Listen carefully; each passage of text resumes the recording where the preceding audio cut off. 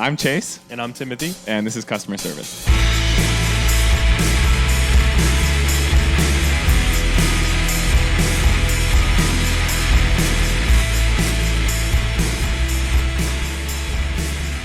Okay. How's that for an intro? Look at that. We walked in. It's a new format. It's the 200th episode.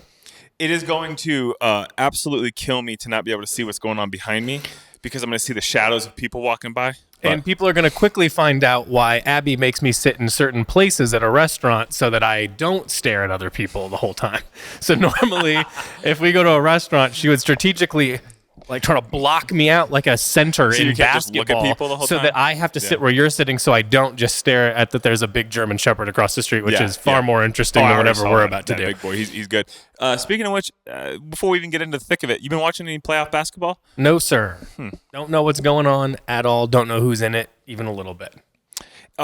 Dude, I'll tell you what. The basketball season's far too long, but playoff basketball has really been great this season. I'm really enjoying it. I think that if there was a sport that I was going to actively watch, it would be basketball, because that's what I was like, other than like I told you when we started following MLB, just so we had something to talk about while I smoked cigarettes outside. Other than that, I haven't followed a sport in, I don't know, since I was a kid. Mm-hmm.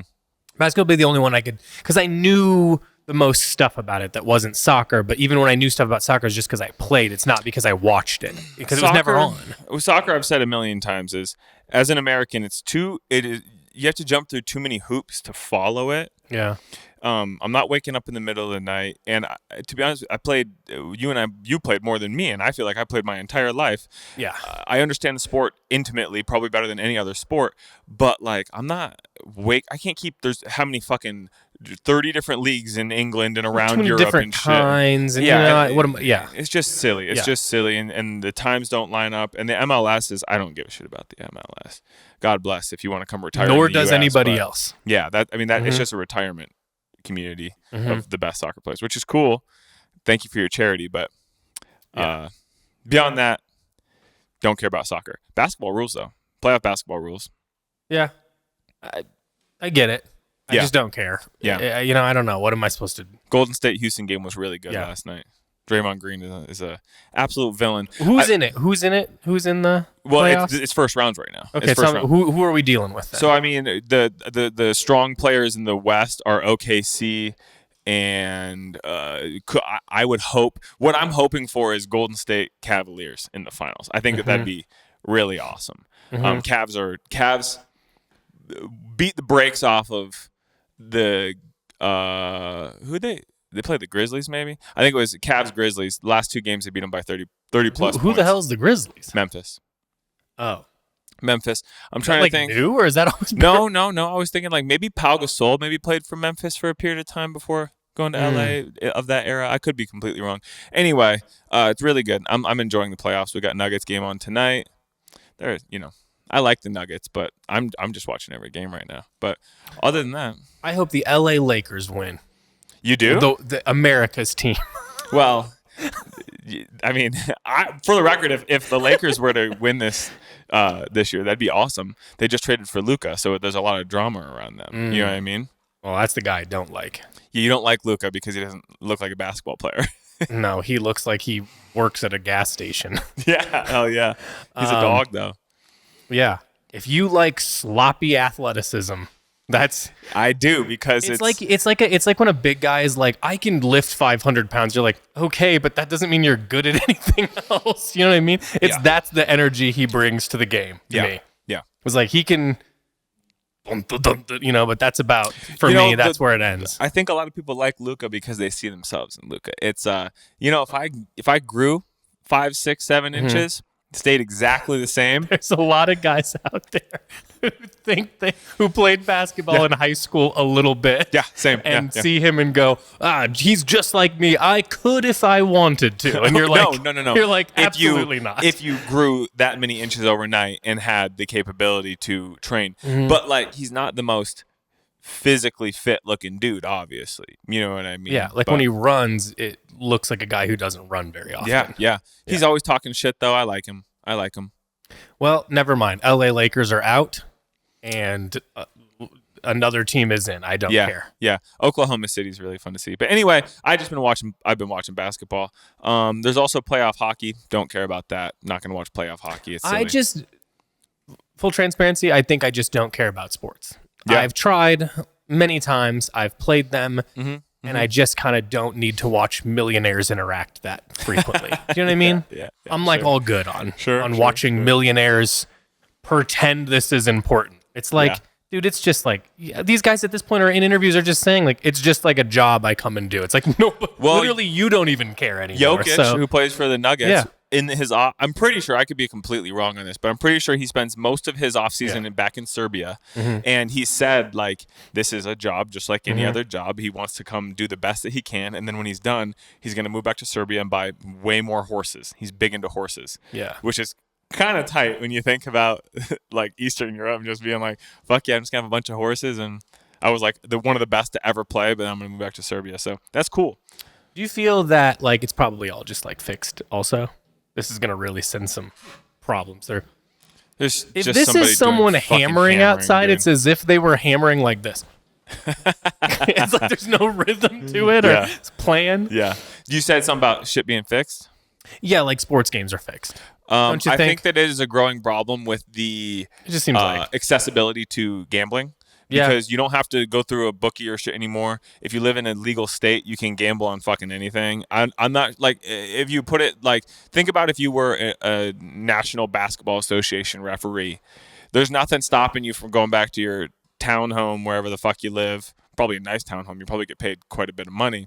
But there's nothing stopping you from fucking having a burner phone or something and doing gambling. I would assume. I know that there's been issues. And I know there's a documentary that just came out recently on a guy who fixed an NBA game. A ref fixed an NBA game. I think it was like a playoffs game and ended up getting caught. Here's my thing. While it doesn't matter, I have my thing with fairness, as do you. And I don't like the idea of people in power muddying the waters and fucking shit up to benefit themselves. It's the same reason why I can't listen to a podcast or watch a movie about doctors having nefarious dealings. You know what I mean?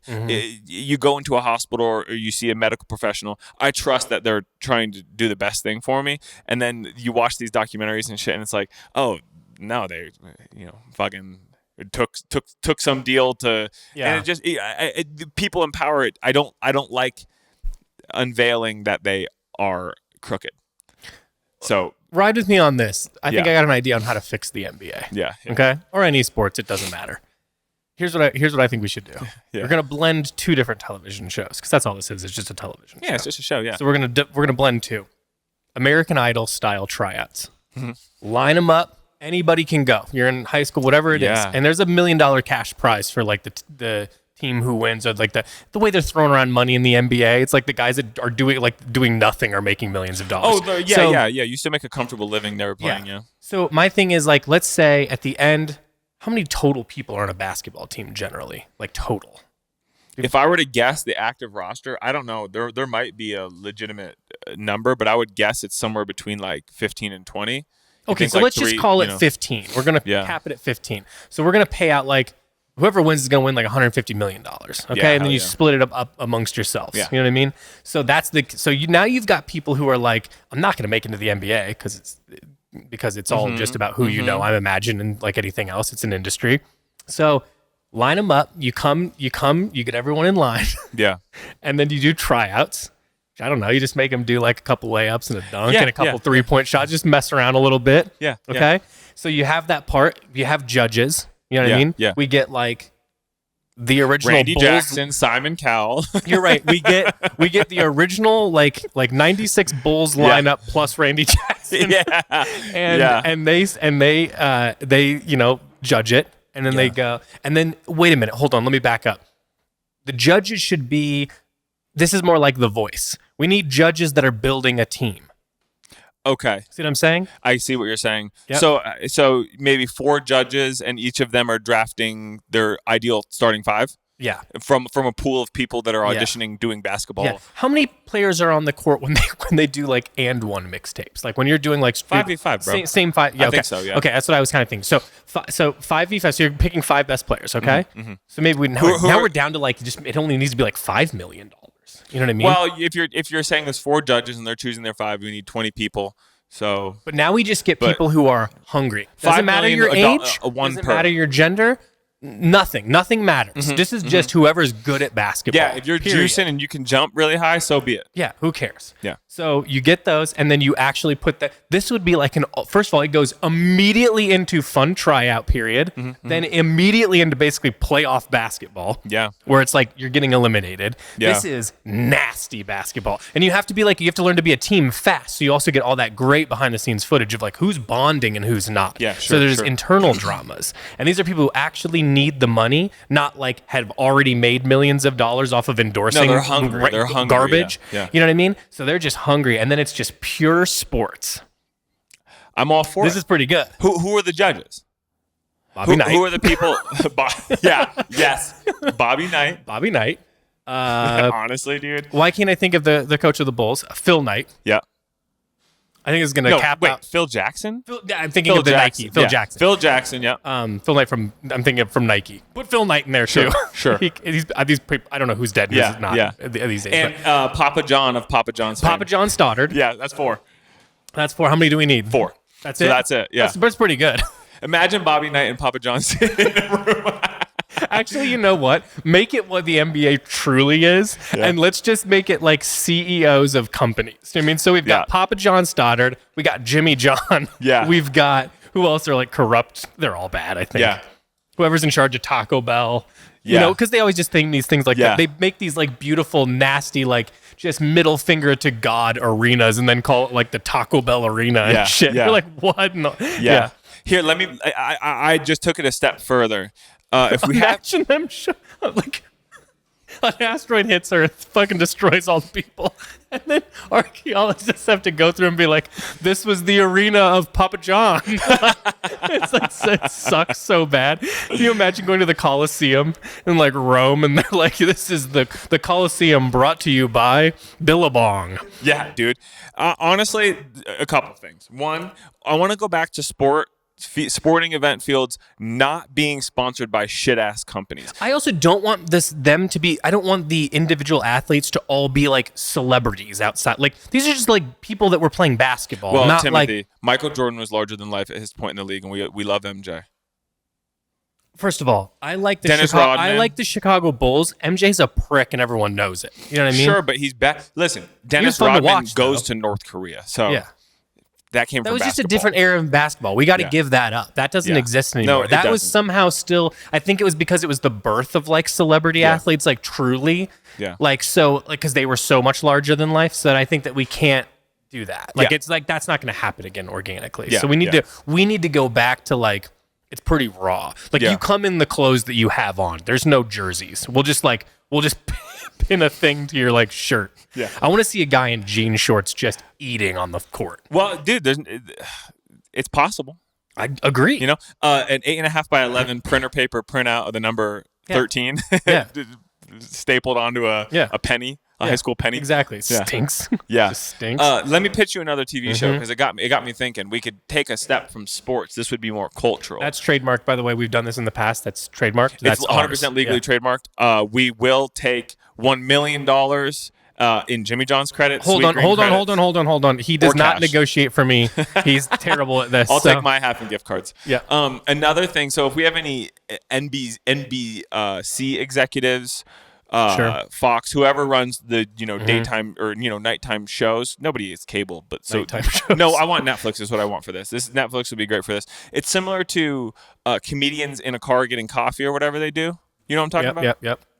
But what it is you take two polarizing figures from different areas of business and or culture, and they have to share an Appetizer sampler at Applebee's, and you just see where the conversation goes. Okay, hold on. So I think that either I'm understanding it exactly, or I'm heightening. I'm not sure which one. Hit me. So I want these to be like competing CEOs that like just hate each other. Sure. I wasn't necessarily thinking same industry. I don't want I was thinking like imagine if Bobby Knight Yeah. had to sit down with whoever started fucking Outdoor Voices or some yoga brand down the street. You know what I'm saying? Yeah. And they got to sit and have a conversation and there's prompts.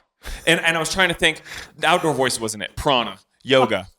Bobby Knight and the guy. I'm just stuck I can't on him remember right their now, name. you know It would be funnier if I could. Of the CEO of Outdoor Voices having to have an appetizer sampler. And just like that girl hates it because it's an appetizer.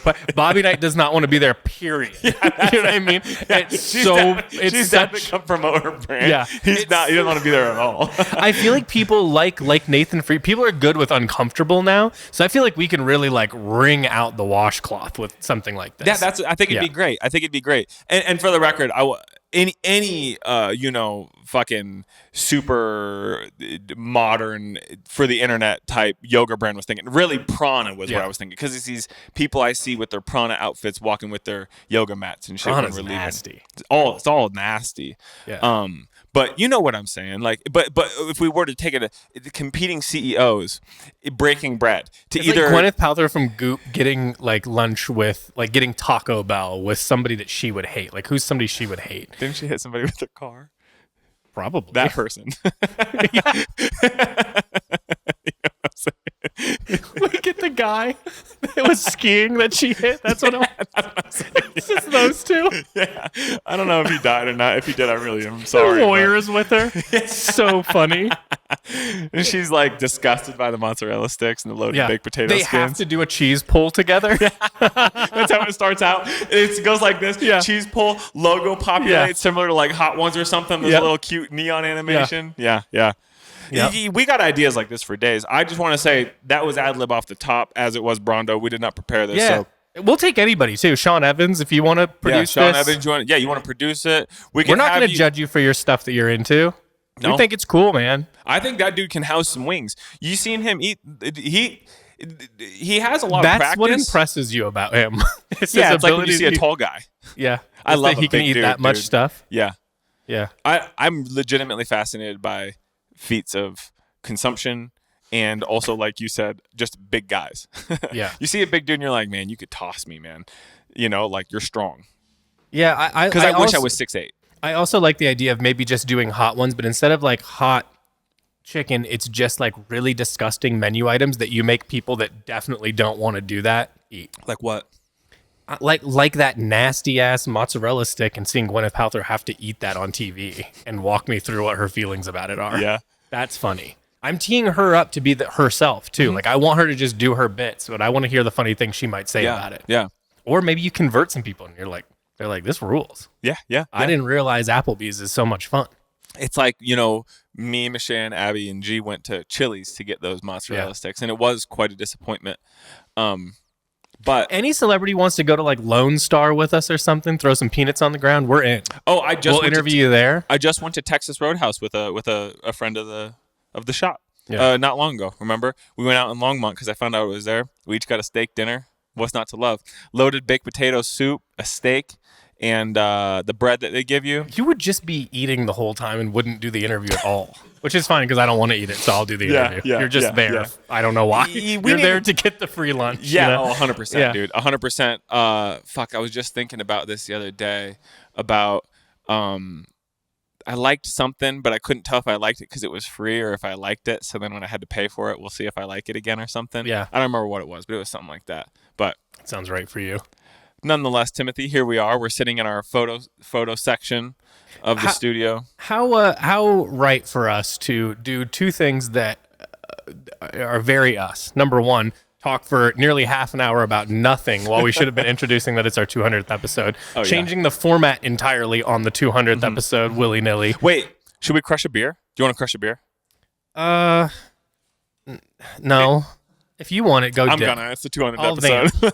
Wait, hold on. What am I gonna vamp about? Wait, Cole, could you grab it? Let's talk about if you pour it into a cup. Here, Cole. Let me drink this water, and then you can pour it into here. Great.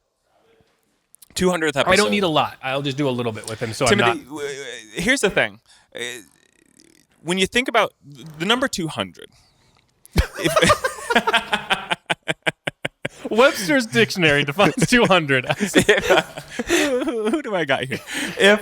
If you and I were to sit and count to 200, that's a long time. Do you know what I mean? Sure. Now think about how many individual times we've sat and done this. It's mind blowing every time we break it down. We just did this. We weird don't do the way to like. It's as easy as imagine how long an hour and a half is, and then we've done that 200 times. Yeah. Or even if you just count it as an hour, that's too much. Yeah, it's a long time. But it's been a real hoot, dude. I don't hate this setup. I think that we'll find ways to make it more comfortable as time goes on. Yeah. We're trying to do more and more for the video. We understand people like it. You and I actively hate doing the video, but we get it. We're going to have to just do it, yeah. And we'll get it done, and hopefully it looks a little bit better, and we correct some things, know, because people have said, like, oh, they want this or they want that. And we're trying to do it all, but we're also only two guys, and this isn't our full-time job, Well, it's part of our full-time job, but our full-time job entails, like, lots and lots of other things. This isn't even on my, well. job title. Yeah. This is like an extra thing that we do. You know what I'm saying? Yeah, and you think about, like, quote-unquote, thank you, Cole. Here you go. Our sweetest boy. Cheers to 200, Mr. Brondo. Here's to 200. Here's to 200 more. Jesus. I'll be dead by then, I imagine. There's no way. Sorry, I didn't take a sip. That's good stuff. Shout out Finkel and Garf, beer brand out of Boulder. Yep, one of our Pop back and listen to Dan Garfinkel's episode. We love one of our guy. Sponsors. Remember the story he told us after? That the story he told us afterwards? Oh my God, yeah. Oh, we won't say it, but it was we won't say it, but it was one of the all-time best stories we've been told during the podcast. Story, but it was off air. Yeah. Sign up for the Patreon. We'll give you that. Yeah. Information. Speaking of which, just sign off. This comes out on the 1st of May. At time of recording, though, I'm going to drop the 3 giveaways for Patreon winners of the Danny D stuff. Mm-hmm. So maybe we could. Do you want to just do a little recap what we got into over the weekend and shit? Yeah. Shout out Daniel D. He came through on Friday. We had the event, but he was in Wednesday and Thursday. We talked about it. We talked about like it happening on the last pod, right? I forget because we've done a few interview pods and stuff. We have between. a couple log that will because Cole's going out of town. So and we had an event. Yep. It was basically that like this all kind of came about. I don't know if we talked about it or not, but came about because. We brought here's the thing. I'll say this much. We never take incoming calls. Yeah. Okay. So it's all brands out there listening, times. If you're sending it to our main line thing, I'm never going to see it. And I don't want to see it. It's just the reality. We come to things as we come to them. I don't take very many incoming calls. It's just sort of like always, it's an old rule of thumb that I was given advice on, and I kind of take it pretty seriously. Yeah. Because I want to come to things organically because it's supposed to be our point of view, and that's kind of just how it... because somebody's good at blasting an email multiple times. That being said, Daniel wrote a very nice email to us, and I was semi-aware of him, not a ton though, admittedly, and he sent a cold email that was just like, I love what you guys do. Here's a laundry list of reasons why. Yeah. I think that we'd be a good fit. I don't do this much. If you're interested, like, here's some information and let's have a conversation. Yeah. And like I said, normally it would just be like something I just, archive, but like I loved the email. It was so well thought through. It was smart. It was nice. And it really made sense. And I loved the product. So we put an order together. It was, this is according to him, this isn't any sort of brag or whatever, but it was like a very large order for him. So he was very happy with it. It went through. It took a little while to get in. And we were like, I don't know how it'll do. You know what I mean? I don't know much about. We don't sell a ton of ceramics at this point. We hadn't done it. Even our home selection was still smaller when we first placed it. Still growing still, yeah. And it came in, and I think it sold out, like basically fully out in like 2 weeks, and was basically gone in 1. Yeah. So it was very quick. The response was huge. I think either people discovering it for the first time or a long time, followers of his. Which he has many. We found out that as many people showed up to the event, I think that knew of him organically as they were Canoe Club lifers. Oh, I think it was a rare event that we've had that was not just our people. And it was predominantly not our people, actually. So it was cool. Really cool. Also get to meet a lot of new people too, which is awesome. But anyway, so we placed an order, it went super well. We, like we do, we're just like, all right, well, let's run it back. Let's, we didn't have nearly enough. So we placed a really big order. Took him a very long time to do because it's him and his partner Peyton and his dog. And that's who's kind of that's it, what I mean, which is the cool part about it. But it took like a few months to do. I think he said 3 months. And he really was adamant about driving it out because it was quite frankly just a matter of like he'd wanted to come out here.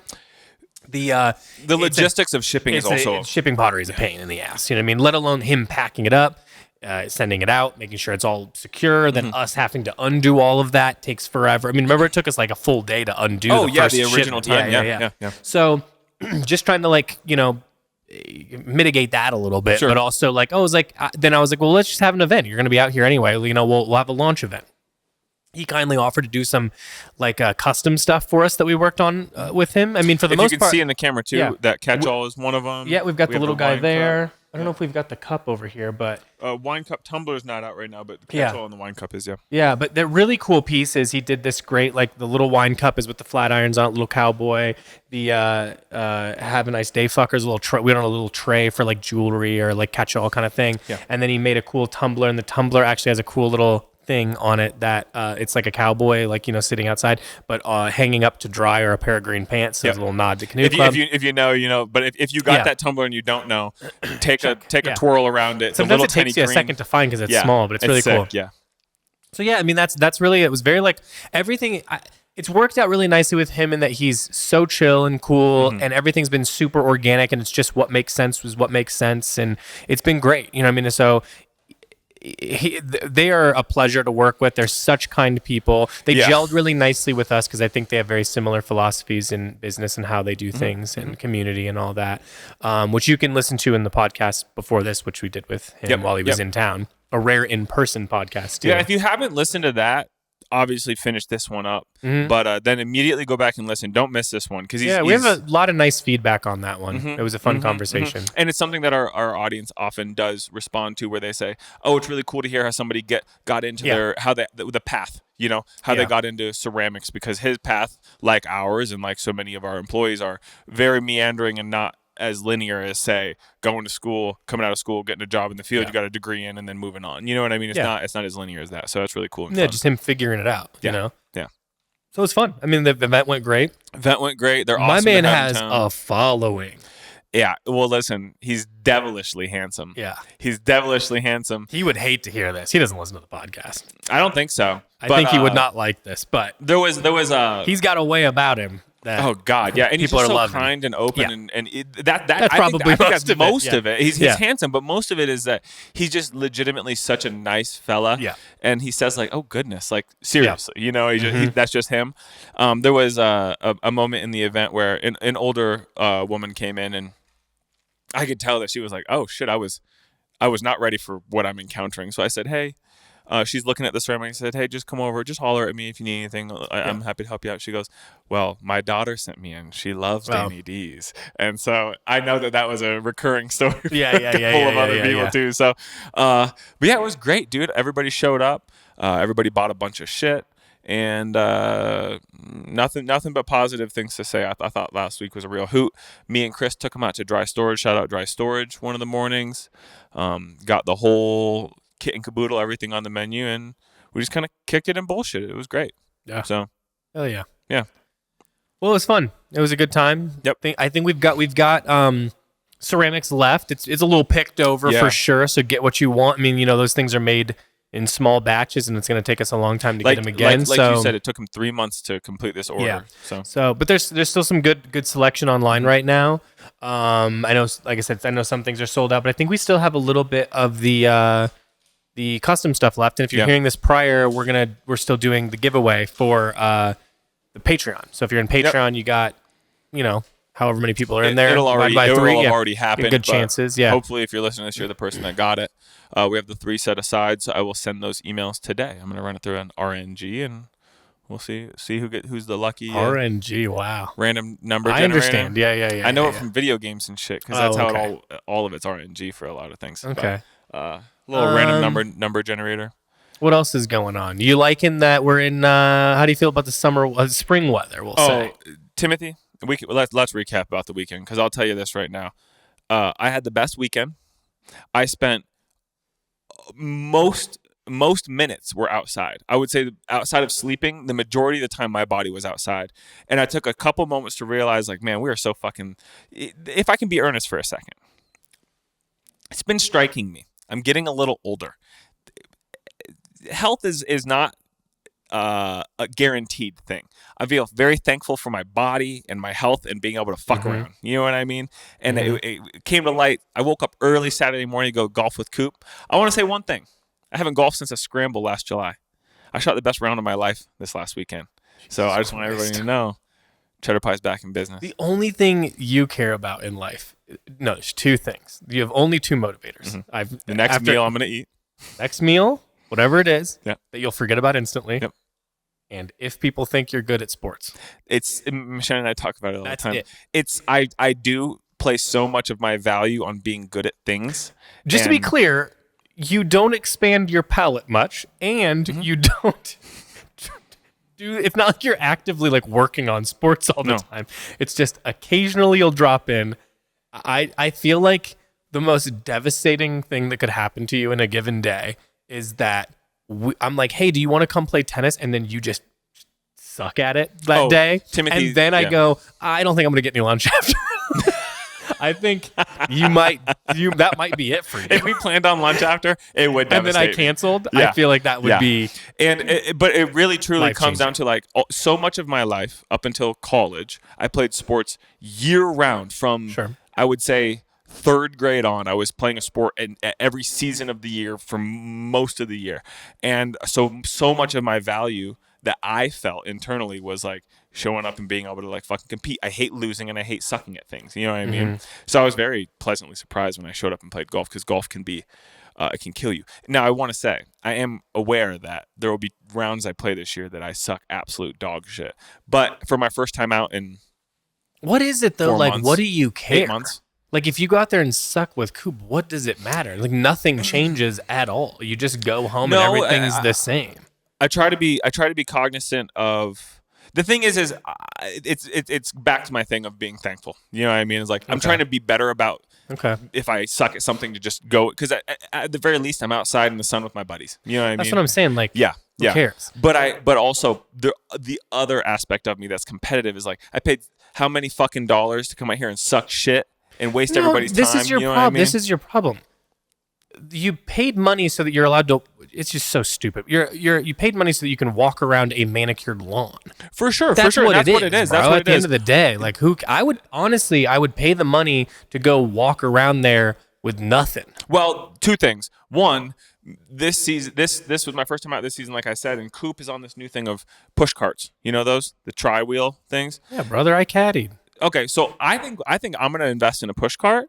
One, because it does save money per round, but two, I feel like I played better because I was walking, because there's less time to, like, you don't just hit a ball, get in your cart, and then take fucking off, take a rip of your beer, and then get out, and you're like thinking about it, and you're a little more like in tune. You get to see the lay of the land a little bit better, but also it was a good workout. Like, we played 18 and I walked the whole time. I felt beat. But I wanted to say this course in particular too, there were a lot of people jogging it, bro. So I know you've always talked about like being willing to. This was like jogging around the perimeter, or just like straight through.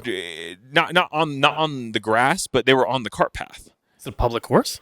It's a public course. Okay, so yeah, you can run around there, right? Yeah, and you know what? There might even be separate little tracks for running and trail running. It's in Arvada, not terribly far. Not terribly far. It's a nice little course though. Yeah, I love the idea of doing that. Kind of like if hiking were paved and manicured by humans instead of God. No, sure. That's fun. Saw a lot of little bunnies, a lot of wildlife. But it was beautiful. Saturday was absolutely gorgeous. Spent most of the day outside, and then came home and just kicked it. And then Sunday, mowed the front yard, backyard, weed whacked, pulled a bunch of weeds, reloaded our garden beds with a bunch of compost, and just like cleaned the outside, and that was dope. It was just beautiful this weekend. What'd you get into? Nothing. We had to buy a car because the other car we had was giving me trouble. Shout out Timothy's new car is big body car. I like. Here's the thing.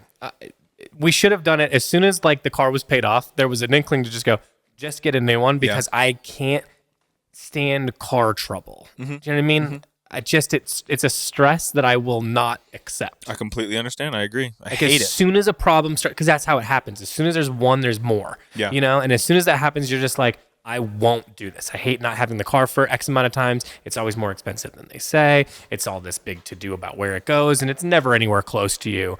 And it's just, I hate that shit. I hate it so much. I don't like having to talk about it because it's boring. I don't like that it costs so much for things that I don't even know where they're at on the car. You understand? Like, I paid $1,200. I don't know where it's at.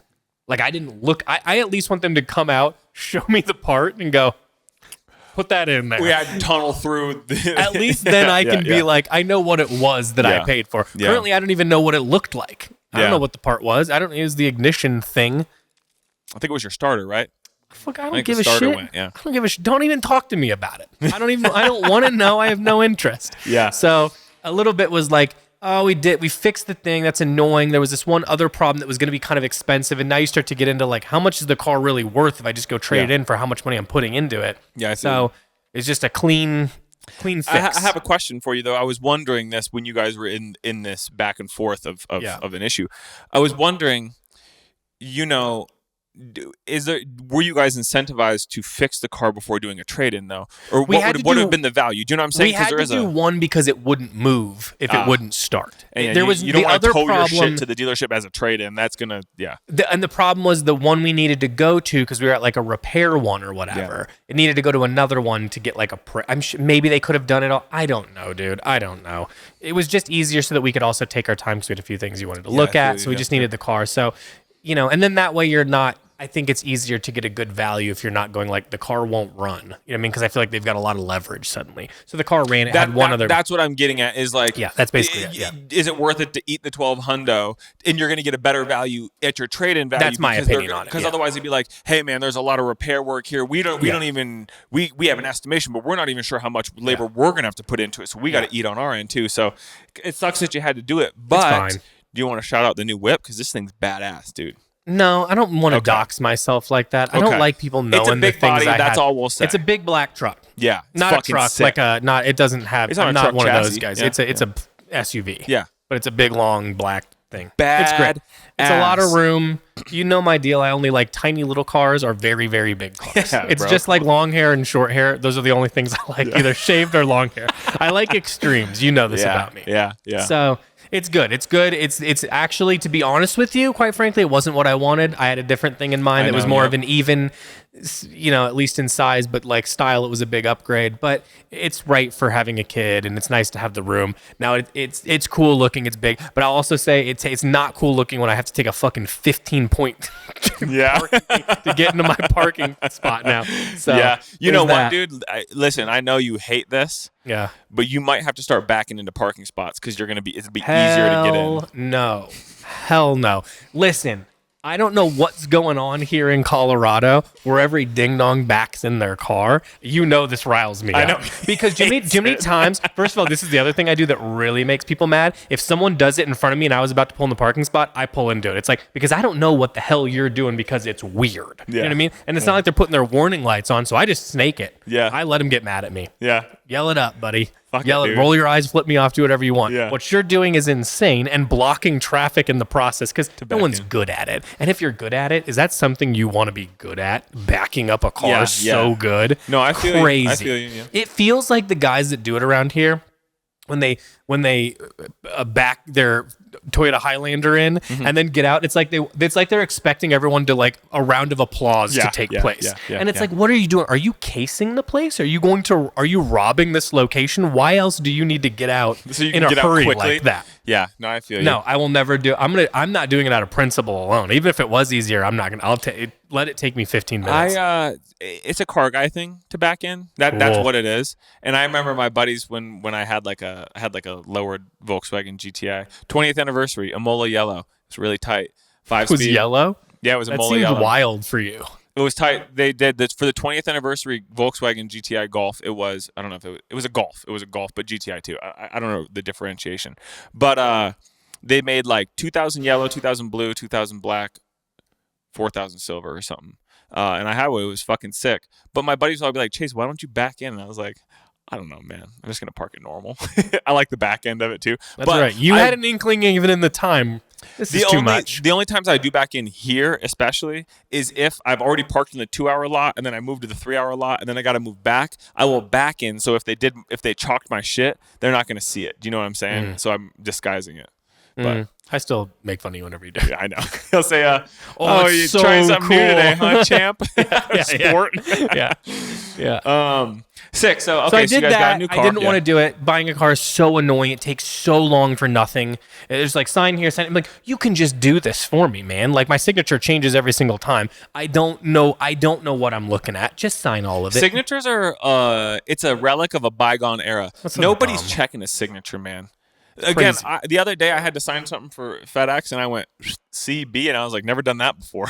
Weird. Like, so if they were to double check that, it'd be fraudulent. But I think there was a time when it made sense in it. Do you remember kids that used to like this? This used to bug me much in the way that their signature and shit? Practice their signature. Yeah. Do you think you're gonna be famous? It would always be like the kids who played on the basketball team of which they'd won 2 games and lost 82, and you're like, you think this is gonna go far enough that you'll need to be signing basketballs? Yeah. Hey, you know what? Hey, also on basketball, Pacers are a pretty good team too.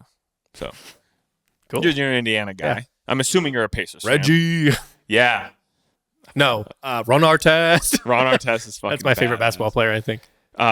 Meta World Peace is his legal name though. It's given Christian. Yeah, it's given Christian name. But okay, so anyway, so you bought a car. What you guys do? You kick it? You go out to eat or anything? No, just did that and went home because it took forever. Yeah, so man. we were out there from like the morning until the evening, and it was like an hour and a half away because that's what the one we wanted was. Let me ask you a question. I don't want you to disclose the sum, but did you put down cash as well as a trade-in, or does the trade-in cover enough? No, we did both. But that's more just to get the number where you want it, you know. Because I'm just curious because me and Michelle's cars are both paid off, and the right thing to do is just run this shit into the ground, dude. Because I still am under 100K. I'm the only person to ever drive this fucking car. Maybe somebody's driven it under 10 miles, but like largely I'm the only person to drive it. And it's like I was behind this really nice. The Tundras are fucking sharp, but those are like $80,000 trucks. You know what I mean? But anyway, I was just wondering if my you driving a truck is insane. I want one so bad. Just get a car, man. Just get a car. I'm not getting anything. I'm sticking with the Civic. I'm getting a Kai truck. That will scratch the itch. Yeah, that's better. That will scratch the itch. All in all, I love my Civic. It's, knock on wood, pretty reliable. I can only see you in a basically like a Civ, lowered Subaru or something. Yeah. You know what I mean? That is sort of like the energy you bring. A Nissan Z with like lights and shit. Yeah, his mom doesn't drive a Nissan Z, whatever that means. Ryan, office. I wouldn't drive a Z. Whatever. I'm just naming off things I remember that had lights underneath them. I wouldn't drive one of those. I wouldn't drive a WRX, but I would drive the old squared off Foresters and shit. Do you know those? It's like the squared off wagons. I mean, you know, I like a long. They're long and squared off. I really like those, but they're older. Again, Michelin Subaru is very nice and reliable, and in the winter, it's a tank, dude. Like it really conquers snow as if it's not really a thing. And there's videos of Subarus pulling, because police stations or cops or whatever the term is, they typically drive like a Charger. You know what I mean? And those are rear-wheel drive. So in the winter, there's videos of Subarus pulling them out of ditches and shit. Subarus are very capable, but I don't know. I don't know what I want, to be honest with you. I don't want nothing. I'm happy with my Civic, but I don't know. It's right for you. Yeah, it is. Mm-hmm. It is. I really don't know what I would go buy if I were to trade them today for something that's like within my wheelhouse. I really don't know what I would want. I think I like what I got. So, which is nice. I need a new set of tires. Yeah, they're all the same anyway. Until you can go look at cars. You hit a certain threshold, and it's like everything's the same. It all basically looks pretty much. You guys have leather interior? No, we couldn't. The things we were trying to accomplish, do you know what I mean? We couldn't get the right unless we like built it ourselves, which then takes like 6 or 8 months or something, and it was just. So no, it's some hybrid new thing. I don't know. They told us what it was. It's like resistant to water and shit. Sure. Great. Well, that's great. That's my only thing, because that's the only thing that I would change about my Civic is the cloth interior it's just taken a beating, dude. Between my dog, I loaded the sewing machine up in there not long ago, get it repaired, and it's just oil, dude. Like I thought we put a bag over it.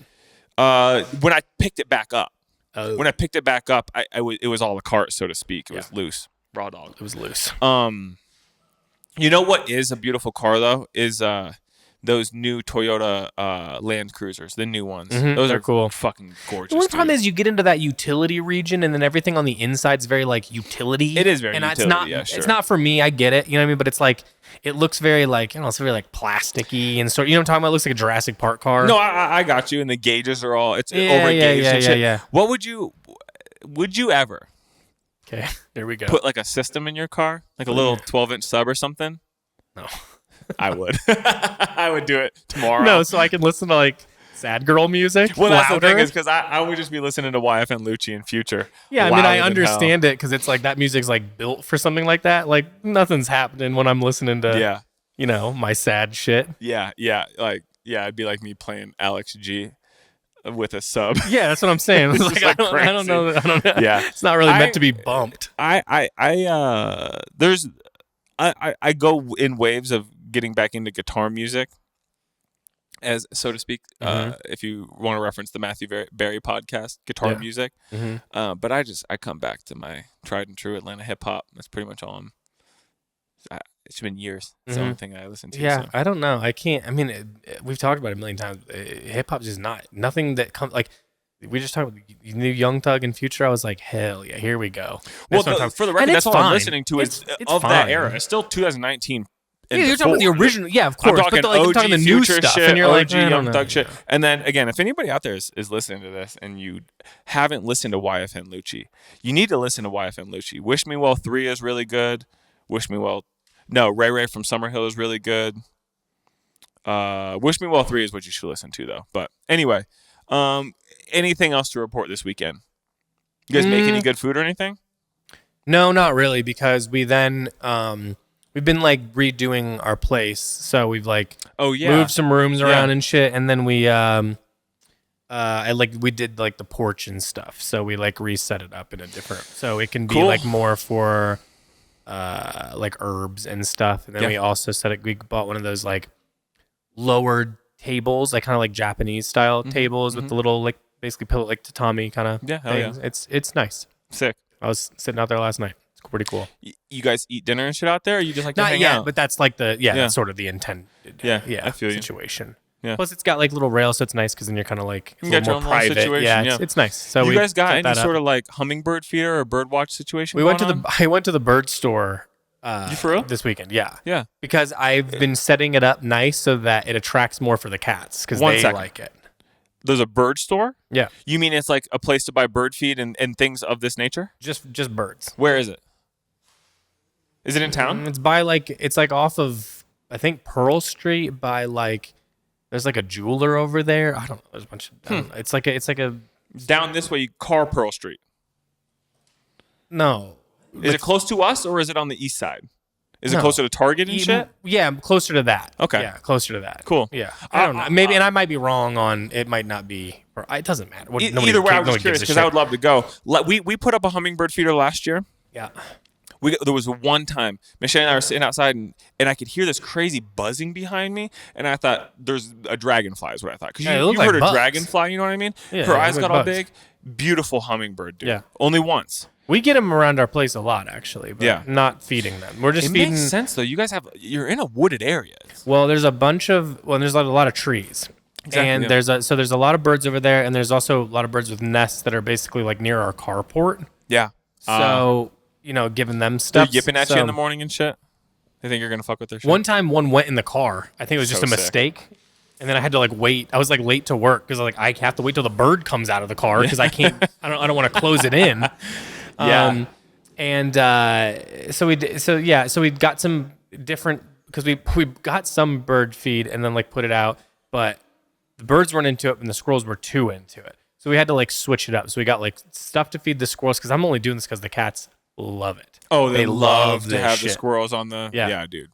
So your cats still have very much so cat a feline like outdoor instinct. Cat energy. Yeah. They still have their like hunter. They're barn cats, instinct. Baby. Our cat does not. Henry is not.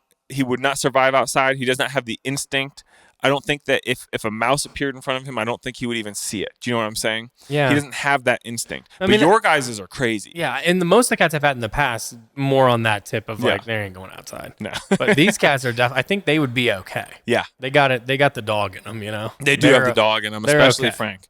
Yeah. Yeah. Yeah, so they like it a lot, so I've just been trying to set it up so I attract as many as possible. So I love that for you, dude. Up. Yeah. Mm-hmm.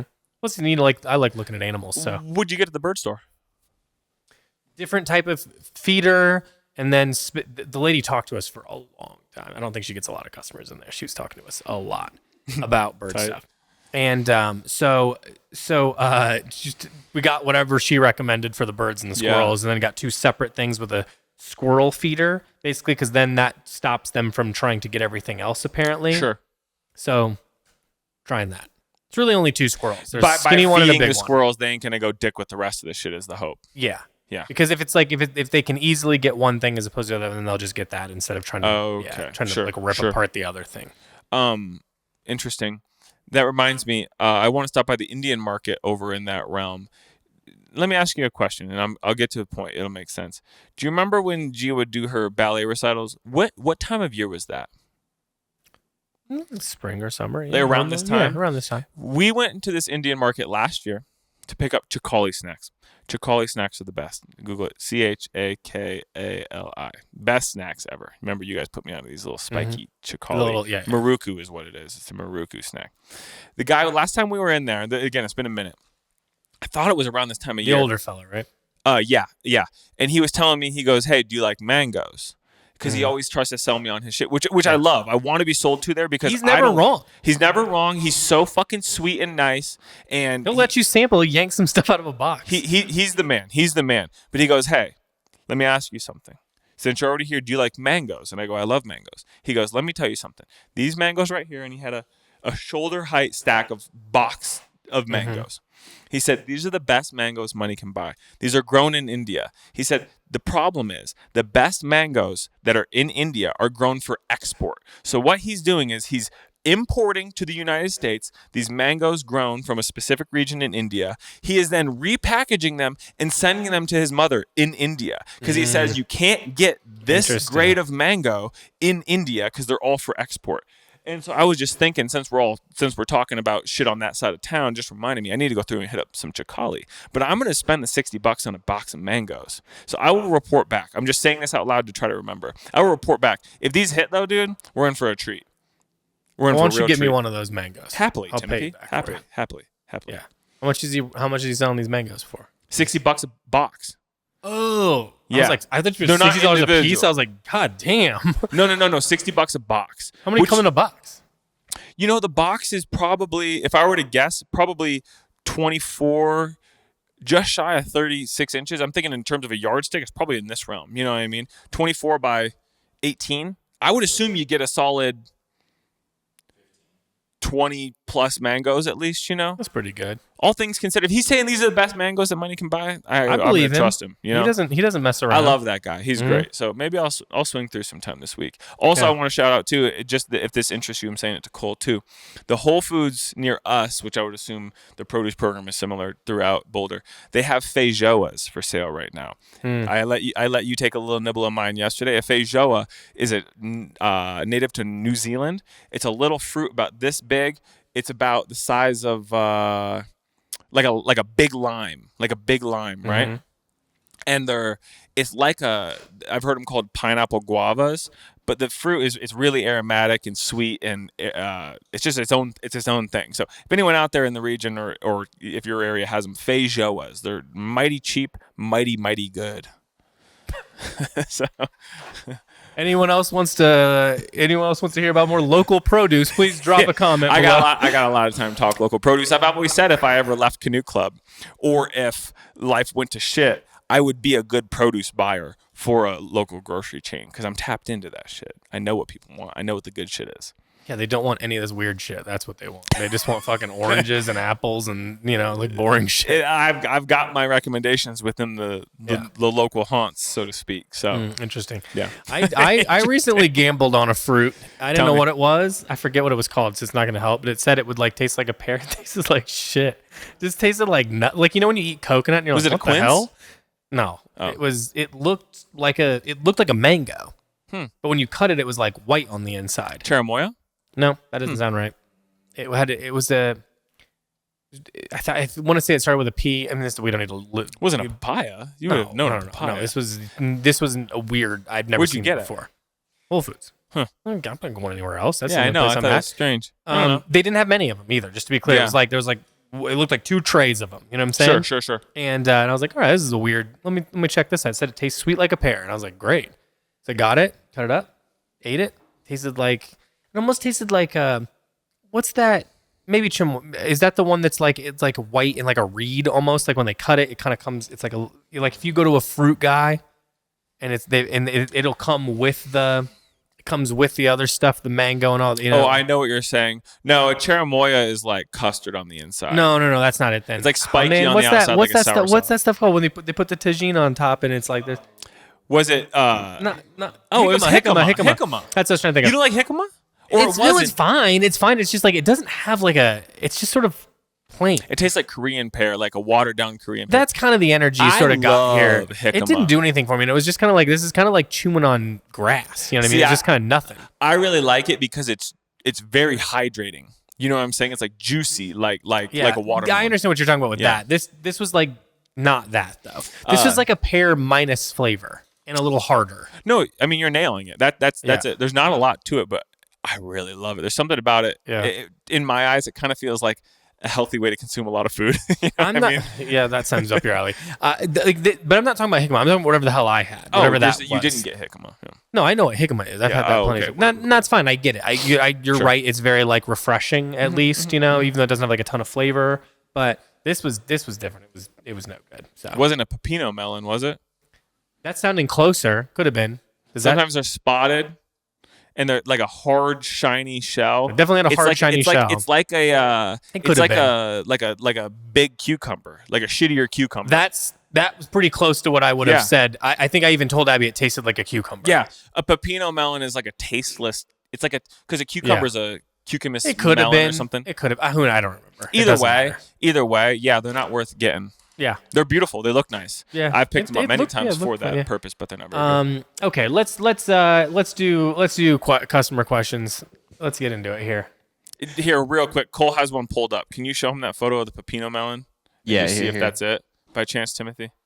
That looks right. Yeah, it didn't have it was like it was more colorful on the outside. Like it had more green and like maybe some pink to it, but yeah, it looks pretty similar. I think that's what you had. It looked a little whiter on the inside, but it probably, it could have been. I mean, that's making sense. It tastes like a cucumber. Yep. It was kind of like, what do you use this fucking thing for? It's like a cucumber, but in the form of a melon. Yeah, there we go. Look closer to that. Yeah. Dope. Yeah. Yeah, they're not very good. Yeah. You could sprinkle some sugar and shit on those. Have you ever had, sometimes they'll have them, a tamarillo or a tamarillo? Yeah. It's a tree tomato is what they're Yeah. called. You sprinkle sugar on those bitches, they're good, but. That was just sort of like, what's the point? Yeah. No, I feel you. Just get regular cucumber, to be honest with you. I'd rather eat a cucumber. Yeah, I love a fucking cucumber. Yeah. Okay, let's move into questions then. All right. Okay, here we go. Okay, first one, since this is our 200 episode, it's going to be 3 pieces that you are looking at to buy or just eyeing in the summer, spring 2025. Okay, so what we're in currently? Yeah, what we're getting. Do you have anything off the rip? Because I got one thing off the rip, and I'm gonna after this. I've been going back and forth on Skagways. I'm a dumbass, and as a quick story, Timothy and I, when we were in Japan, oh my god, there were these Converse. I said I'm gonna go to Japan. I'm gonna buy these I want made in Japan Converse. I want the regular Cons made in Japan. I wanted them in black suede. Come to find out, I don't think that's really an option. That's just something I created in my head, set myself up for failure. So, long story short, we went into multiple stores. We go into this. It was a Beam store, yes? Or was it Pilgrim? And listeners, we went into a lot of different stores. Yeah, Timothy was very patient with me. We had nothing else going on, but he did walk around with me quite a bit. We went into the store. I tried on a pair of Beams. It was Beams. Tried on a pair of Converse and a Beams. There were guys lining up, and I was like, "Fuck." Oh no! That was in. It was a Pilgrim Surf Supply. Yeah, Pilgrim Surf Supply, right over by a Margaret Howell Cafe. I go into these. I try them on, and I look at the box and see they say "Made in Indonesia." Now I had it in my head. I wanted Made in Japan Vans. That's what I wanted for no reason other than I was in Japan. It'd be cool to get them made in Japan while I'm there. Right? They're harder to get here. So I said, I want these ones that are made in Japan. These are mighty nice though. They had like similar to like a Vans Cush. They had like an arch support sole, had a Vibram bottom, right? So I said, fuck it. Let me try them on. Try on 9.5. I'm gonna walk over to the Converse store that's in Harajuku. I'm gonna try on some of those made in Japan ones. Long story short, come back. I wanted those ones that were in the Pilgrim Surf Supply. Long gone, sold out. So now I'm still in my head of like, I want that type of shoe. So I'm keen for a pair of Skagways. So we're gonna see about that. I'll try them on later on. But that's a long-winded say of Skagways. He should have said when we went to like the Converse store, and then he's like, I want to go back. And it's like, we'll go back. We go back. As soon as we walked in, the guy just goes, "Nope." Sorry, dude. We're sold out. You know, So he was very funny. kind about it, but that's really what I get. It's a lesson. It's a lesson that I learned, but I would do it a million times over because if I would have just bought them then, I would have been spinning on it. Didn't meet the criteria that I wrongfully had assumed I would be able to find. But it's a lesson. You kept. But I would The have made the problem same is decision. you kept adding one more thing to the I wanted criteria. black, It's like you suede, wanted mini it to be impossible. So it was like every time that we'd get one thing, you'd be like, "No, it's not right," or we get them made in Japan, but it's not black suede, which doesn't exist. Doesn't exist. And then we're never mind. I'm gonna settle and go back to the other ones. Those are gone. It was never gonna happen. It's just part of my obsessive tendencies, and I know it, and it's almost a sigh of relief in the same way that I was disappointed I couldn't get them because they were dope. It was almost a sigh of relief because it was like I didn't really have room in the luggage anyway. What's stopping you from getting the Skags right now? But that's what I'm gonna do. I'm gonna try them on after this and just see how I feel. That's all.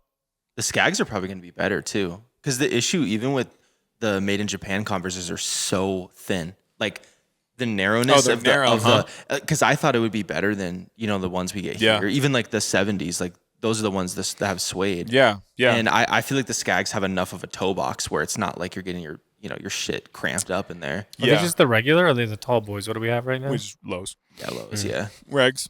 So I'll try them on and see. I know that they'll get a lot of wear. You know what I mean? So I don't know. What about you? Anything? But those are like short. That's what you want? Yeah. I don't care really. The tall ones.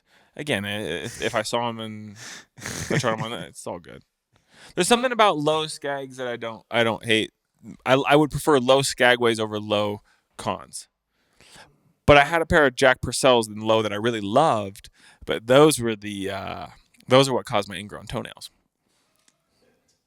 So, if Jack Purcell is out there listening, bro, whoever asked this question is regretting it.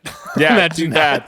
I want Skags for SS25. You could have just said, "I don't think about getting a pair of Skagways." We could have been like, "Yeah, that's cool. That's a good idea." Now we know about ingrown toenails, indecisiveness. Okay, what else? That's it. We have a Harrell shipment on the way. I'm keen to try on. We have some Ripstop work pants. Okay. I'm just curious about those because I am keen for another pair of black pants. And then beyond that, I'm kind of open to many things. There's James Coward coming in. I'd like to pick something up from that drop, and I think that's a safe 3 things that I would like to get. Yeah. To answer the question, 2 pieces of the Lemaire that I had planned on buying just did not fit me. No matter, even though I tried them on 3 times. One of them was the waxed situation, though, right? That one was a little bit of a risk. Caught you off guard? Yeah, a little bit. Because I mean, I love this jacket, dude. That's if I think of you right now, this is it. This is the meta of Brondo with this right here. Yeah, the me Brondo character. I think that as long as things fit, I'll buy a lot of James Coward when it comes, because that's very up my alley. A lot of things I really like there. Go ahead. I was just gonna say with the James Coward shit in particular. Obviously, the stuff's really cool. But what really, really piqued my interest was when we announced that we're carrying it, this, that, and the other. And then they put out that photo. They had a friend wear a black jacket for that replica a year and a half every single day. Super cool. And it just like that really, it stuck. That image it's been seared into my brain. And I have to own a jacket from James Coward now just because of how cool that looked beat to shit. So, yeah. So I feel like they make a lot of things that are right in my wheelhouse. So I'm hoping everything fits, and I'm going to buy a bunch of stuff from that. That's the main one. I really want, again, it's like about fit. I've had a lot of not perfect luck with fit recently, but we have an Orly shipment coming in, which has the pants that match the jacket that I think sold out that everyone wanted. It's like the carpenter looking pant. Oh, that I don't want that. That's not for me. I think they're Sphinx-dyed, so cool. garment-dyed shit. But Yeah. there's a couple just t-shirts in there, and I like the colors of them. And I imagine they do a nice job with the t-shirts. So I'd have to I kind of imagine, need yeah. a couple. I want a couple like nice t-shirts. You know what I mean? Hell yeah. Like not just like underneath ones. I got just you. Like as Just to wear I feel like on that's your own. normally what I want when it gets really hot out, anyways. Just to wear like flowy pants and a nice t-shirt. And Yeah. some loafers or whatever, slip-ons or whatever. Envious of that, man. I got to figure out my body shit so I can just wear a t-shirt in the summer because I feel like dying in a t-shirt. Why? It's short sleeves, man. You look so normal. I know. I hear you. I understand it's a me thing. Yeah. It's just for as long as I can remember, I'd said it before. Skating in high school, I'd show up to skate parks in a flannel in the summer because I had to wear long sleeves. It was, you know what I mean? It's just like, why don't you just force yourself to do it one day and just see how that day goes? and just rock it. Yeah. What's the worst? What's the worst that could happen? I'm just someone goes crawling in my skin the whole time. Yeah. The hell? Cole's even said, he's been like, Chase, I was getting changed trying on something, or we were doing a YouTube video or whatever it was. He goes, I don't think I've ever seen you in a t-shirt. And this was a month ago, so he'd been with us for a minute at this point still. So no, I just know you as a guy who complains about being hot all the time, even though despite having 55 layers on. yeah. Okay, so I'd like those t-shirts. I still really want those Orly thong sandals too, because I'm a little slutty when it comes to footwear, bro. And in the summer, some flowy pants, with those sea suckers on, and a nice pair of sunglasses. Yeah, bro. I need new sunglasses too. Actually, I've been doing the same thing for a long time. I think it's time for a new pair of sunglasses. Kind of ones a little more accentuated on the outside. Yeah, are they the Bottega ones? Oh, okay. Mm-hmm. I would have thought. So maybe I gotta mix it up there too. Yeah. Are there any models over at the store that have piqued your interest? I haven't tried them on in a little bit, so I should. I need to go try those on and figure out what I like. Hey, I've just had those ones for so long, I didn't think about it. You don't have an optical prescription, or you do, or I need an negligible? updated one. I need an updated one. It would really help with like headaches and stuff, which I've been lucky to not have so many of lately. But I can tell like if I have to do a lot of screen stuff, I wish I had a pair to wear because I have my pair. But number one, they have like a little Barton Prairie, I have a little scratch on the lens, which drives me crazy. Dude, yeah, fuck that. Yeah. So I mean, I don't take the best care of them either, so that's my fault. But I need an updated pair of optical. Yeah. As well. I feel you. I wear my contacts, I would say, almost every single day. If you see me in glasses, it's because my contacts, I'm out, or I accidentally left them in for like a month and I'm trying to give my eyes a breather. So, accidentally. So it's one or the other. But anyway, just recently, before Tokyo, I tried on a couple of sunglasses over there, and there's some really, really nice shapes over there. I just forget because I don't look at them every day. You know what I mean? Yeah. You just don't stand in front of it and go, I'll throw a couple of these on. Exactly. Mm-hmm. Cool. So I'm trying to think of anything else. Kind of good, man. I just like I'm really imagining that I'm buying like 32 things from James Coward. Yeah. I mean, bro, we're eagerly awaiting it. There's a group of fellas that I've let specifically know that it's on the way, and they bang my line weekly.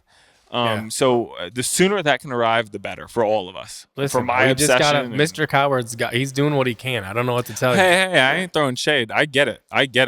It's our first season with him too, and so it's more units, et cetera, et cetera. I'm sure Jimmy's doing his thing. Problem to figure out, just like anything else, But yeah, Jimmy Coward, Jimmy C. Send us our shit, bro. We just want to sell it.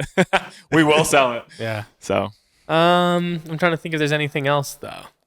I don't think there's. I mean, I think that's kind of it for me. I don't buy a lot in the spring. I should buy more because I think that like spring, summer weather here lasts longer than winter does. It really does, yeah. But I tend to just like buying jackets, and I've been trying to move into a shirt era. I was telling you. Yeah, we were talking about this earlier. I need more shirting because I just like. For a long time, I just never bought shirts because I don't like wearing shirts. I know this is like my own thing. I just don't like wearing shirts under jackets. I don't know why. I feel like a button-down shirt under a jacket to me feels crazy. Interesting. I understand it's not. Yeah. It's just my thing. Yeah. So I only ever wore t-shirts. So I just bought nicer t-shirts and stuff, and then just wear those underneath things, and then bought jackets, like light and heavy jackets. What t-shirt you got on right now? What is that? My Bloody Valentine. Oh, is that an OG dude?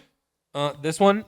This one's a boot, I think. Oh, okay. From somewhere, yeah. Because I know you have one or two OG real. I don't wear a lot of like proper wear. I won't wear the proper vintage because to be honest with you, like it's fragile. You know what I'm saying? Sure. I have a couple like older like integrity tees and shit like that where those don't cost that much. Well, they're still too expensive for what they are, but I'll wear those because I don't. It's care. like I don't even look at my nails tee. I still have it on a hanger in my closet because I love That's it sort so of the much. situation. But if I were to like grab the shirt and try to take it off the hanger without using another hand, it would just rip off the hanger. Like it's tissue at this point. It's hardly there. I'll hit a point, but like I've never been like, I'm not like I love wearing band tees, but like that's like weekend clothes. That's not like I don't really wear those during the week.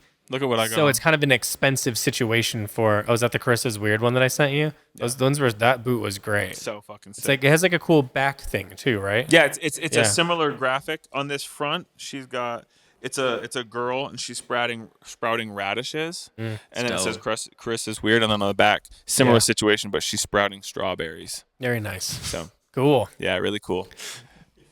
I mean, so like if I buy boots, then I wear them. Yeah, you'll actually rock them. Plus, I like wear them to the gym and things like that. So you don't want if I'm wearing like vintage ones, that's not going to last that long. I know you vacuum sealed a lot of them recently. Yeah, have you gone through and unsealed any of them? No, I have this idea that when I feel like doing this kind of work, which I really don't want to do, I'll archive them and take pictures of all of them and stuff, so I know what I have. But would you sell off your collection ever, or are you just kind of maybe I've got this idea that I'll just give it to Gia, and either she can wear it or she can sell it. I don't care which one. It won't matter to me. This is not about. This is kind of like when I'm painting it. There's no goal. It's just sort of like a thing that I compulsively. I just like getting them. You should hold on to them as long as you can. If you are going to sell them, you should pick 10 of just like. It's similar, like it's like giving your kid a Rolex. Like if you're ever in a foreign country and you need money, be like, if you're ever in a pinch or you like them, here are 10 banger ass tees. She's got to go down to some weird dude's basement that's collecting and be like, hey, I got these, handful of random hardcore tees. I just like I'll have collections going like that. For a long time it was guitar pedals, and then I just switched all that out, and most of that went back into clothes and back into like more expensive guitars. You don't have a big rig right now? Nothing. Guitar shit? I got Cole knows. I have one guitar and an amp and an acoustic guitar and a bass. That's all I got. No pedals. No pedals. Pedals are in this like rig, dude. No pedals. Damn. Too much to hook up. Dude, if I was playing more with people, then sure. But like honestly, even like running that into like record was super complicated and probably not getting the best quality because I don't have enough room for like preamps and all this other shit. Sure. So it's just like, what am I doing? For right now, we're just down to this low-key thing. And quite frankly, I'm getting better sounds out of it than I was my other shit anyway. So hey, simplify, dude. That's the best. That's the best way to. And then I actually play more because I'm not messing around so much. Which listen, I love to mess around. You know what I mean? No question. But and look, I'll just like pick it up another time again at some point. But I had to like hard like unfollow everything and just be like, I can't do this anymore. I can't get sucked back in because I'm going to. I feel you. I still have one friend that's like a close friend of mine that I can't unfollow, and he posts like pedalboard stuff a lot, and I'm like, fuck, I want that. I want to have that physical thing. Is it the fellow we were talking about when we were in Japan? No, he's another. He's difficult to follow too because he's got all the shit. Yeah, dude, the gear of guitar shit is something I've always been envious of. Gear of anything cool. I'm jealous of. I mean, that's true. That's true. I just want to buy and collect stuff. I want us to make guitar pedals because I would love to make I think that I would do a good job at making like the actual construction of it if I understood electronics and electronics and we got a little work to put in before this idea. But if I had that information, the actual physical work of doing it, of soldering and this minute, and I think I would thrive in that. Cole, the other day you said something that piqued my interest that I had thought about. I've never fly fished in my life, but I think making flies it looks cool. Would be such a fun, rewarding experience. Totally. I'm going on a fishing trip later this year, so maybe that does spark something in me. I'm just going up for a weekend with me, Coop, and Rye. We're just driving up to Montana for 2 days and coming back. Damn, just a couple of men going up there to fly fish. I've fished in ponds before, and I can like tell watching you all Little three Uzi Vert do fly what? fish. It's like watching Little Uzi Vert do fly fishing. That's what it'll be with me. You know what I mean? All renting some gators and shit. I can tell you the 3 fish that I've caught in my life: sunfish, not flipping the bird; bluegill, love them too; largemouth bass. Hell yeah, that's it. I don't think I've ever caught another fish. It's American as fuck. Yeah, just whatever fish are in a backyard pond. Yeah. Those are the fish that I've caught. So you know what's gonna shock you? I've fished, no question, much more than you ever have. 100%. Yeah. I fished a lot. As a kid? Yeah. Yeah. What if we find out you've been fishing this whole time out here?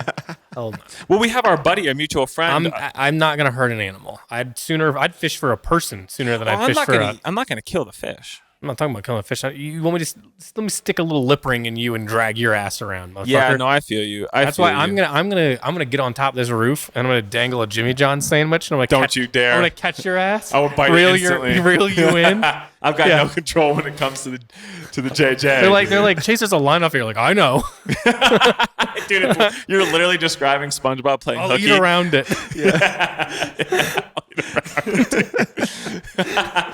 That's tight. That's tight. No, I'm not gonna do it now. Because we have a buddy here, mutual name starts with a T, big fisher guy. Okay, yeah. And I said to him, I was like, "Where do you fish out here?" And he goes, "Literally anywhere water's running is a good spot to fish in Colorado." So I feel like I want to give it a go because it's like the golf thing of like, even if I'm not good at it, at least you're outside in the sun for 6 hours. Like that's so dope. I got a nasty ass sunburn on my neck too. It's mostly faded, but I just walk around, man. That's sort of my interaction I with the feel outdoors. Just mill about.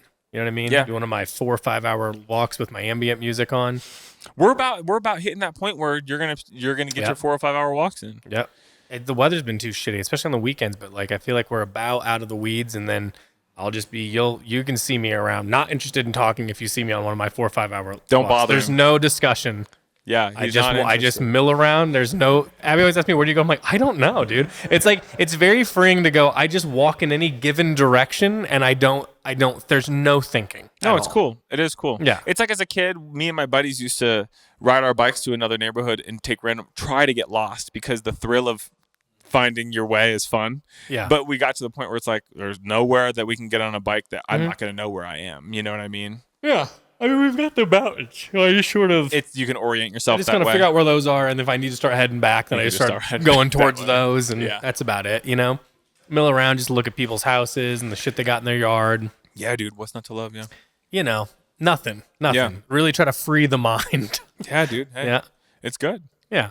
All right. What's the next question? Next one up is gonna be build your dream cast for White Lotus season 4. So I'll start this by saying I've never seen a White Lotus. Yeah. But White Lotus. Can you give me a number of people? Yeah, how many people? Let's just say it's 5. Yeah, that seems fine. That's like the main I think it's more than that. All We'll right, just I say know like, the first 2 right now off listen, the rip. hold on. I think it's going to be important. You can't just put hiring actors for an unknown project. The thing is basically ones I like. Let's say, how do I describe the gist of a White Lotus? It's like a bunch of wealthy people go to a resort. There's a lot of sexual deviance, isn't there? A good amount, yeah. You prude. That's what you care about. Jesus, church lady. Basically, like these like wealthy people will go to a resort. It's like tends to be like 4 families or something, or 4 groups, and then like basically they cause a bunch of problems for the people that exist in these different countries or different locations or whatever, and then they could have somehow get out of everything and leave generally. You know what I mean? Generally speaking. So you gotta it's like you can imagine this. I don't know how you would like cast this specifically. Maybe it's better that that's all you have. I don't know. I feel like that's gonna work for you, Chase. How many people are we talking? We just said 5. We'll do 5. Five. Do 5. Yeah. Okay. But fill it out. Let's just do what you need to do. Think of like a family, or couple or something. Jennifer Lawrence is Hunger Games.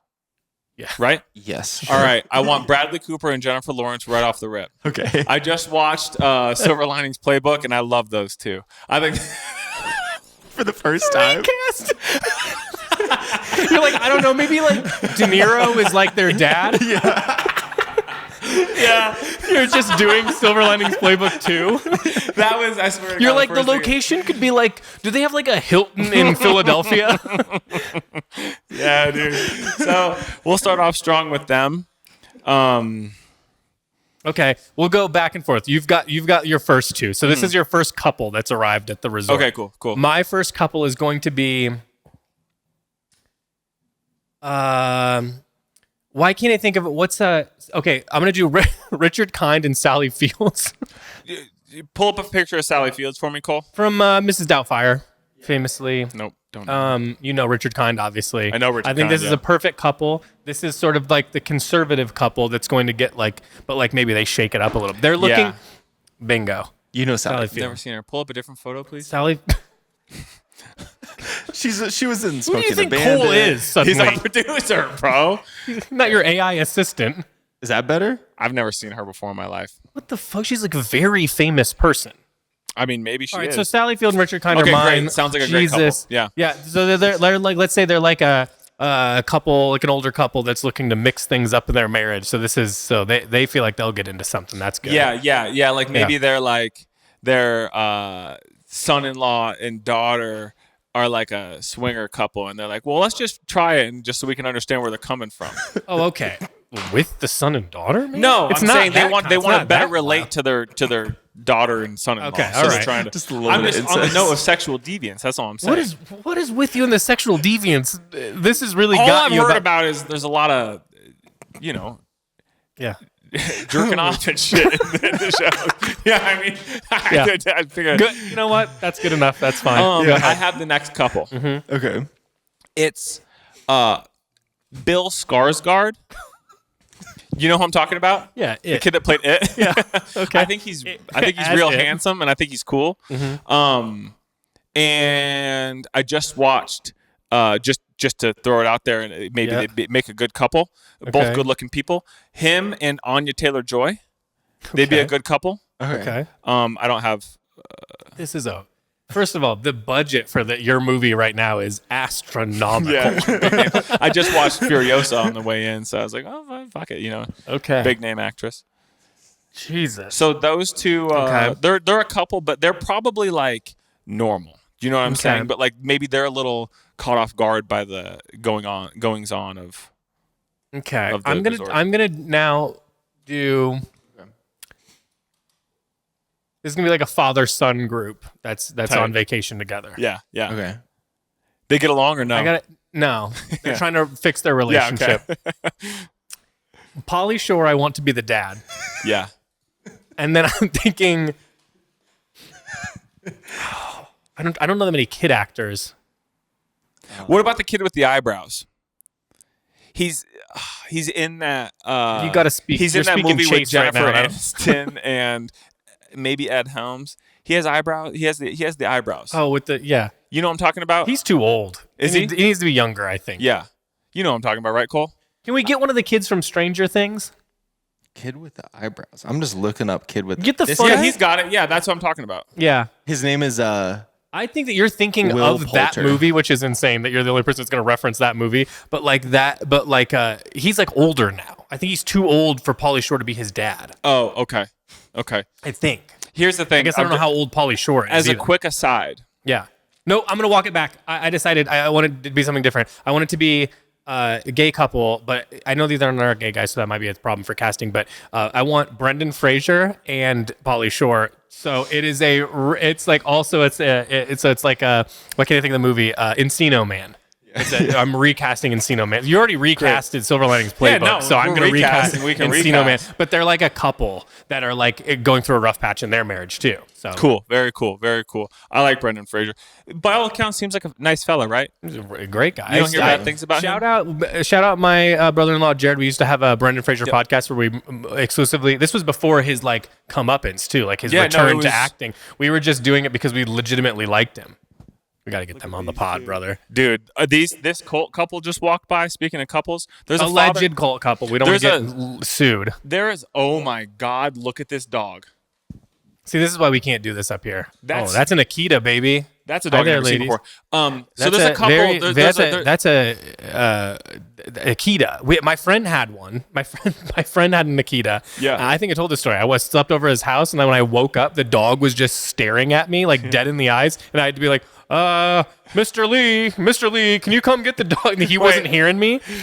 No, you have told us on the pod because I followed it up by saying I was staying at Bussie's mom's house one time, middle of the night. I get up to pee. They had 2 or 3 dogs, and I'd come out of the bathroom, and the dogs forgot I was there, and they start barking at me. So I'm standing at the top of their stairs in the middle of the living room saying, "Everybody wake up! Everybody!"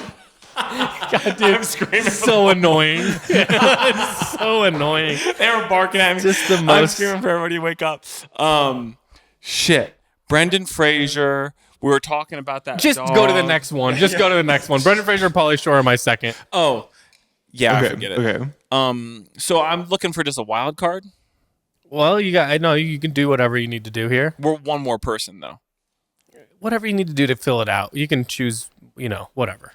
If you need a group, that's fine. Yeah. Or if you need a couple wild cards, that's okay, I think. Yeah. Shoot. Because I feel like it's not just two couples. It's usually like 4 families or something. The guy that played Dexter, Michael C. Hall. Okay, he's alone. He's just traveling alone.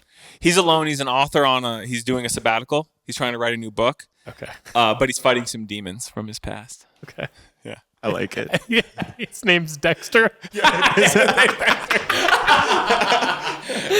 hell yeah. Yeah, okay. Hell yeah, that's tight. It's tight. Very cool. Very cool. Yeah. Okay. I feel like I want to take De Niro from you so that you can't recast all of Silver Linings Playbook. Yeah, yeah.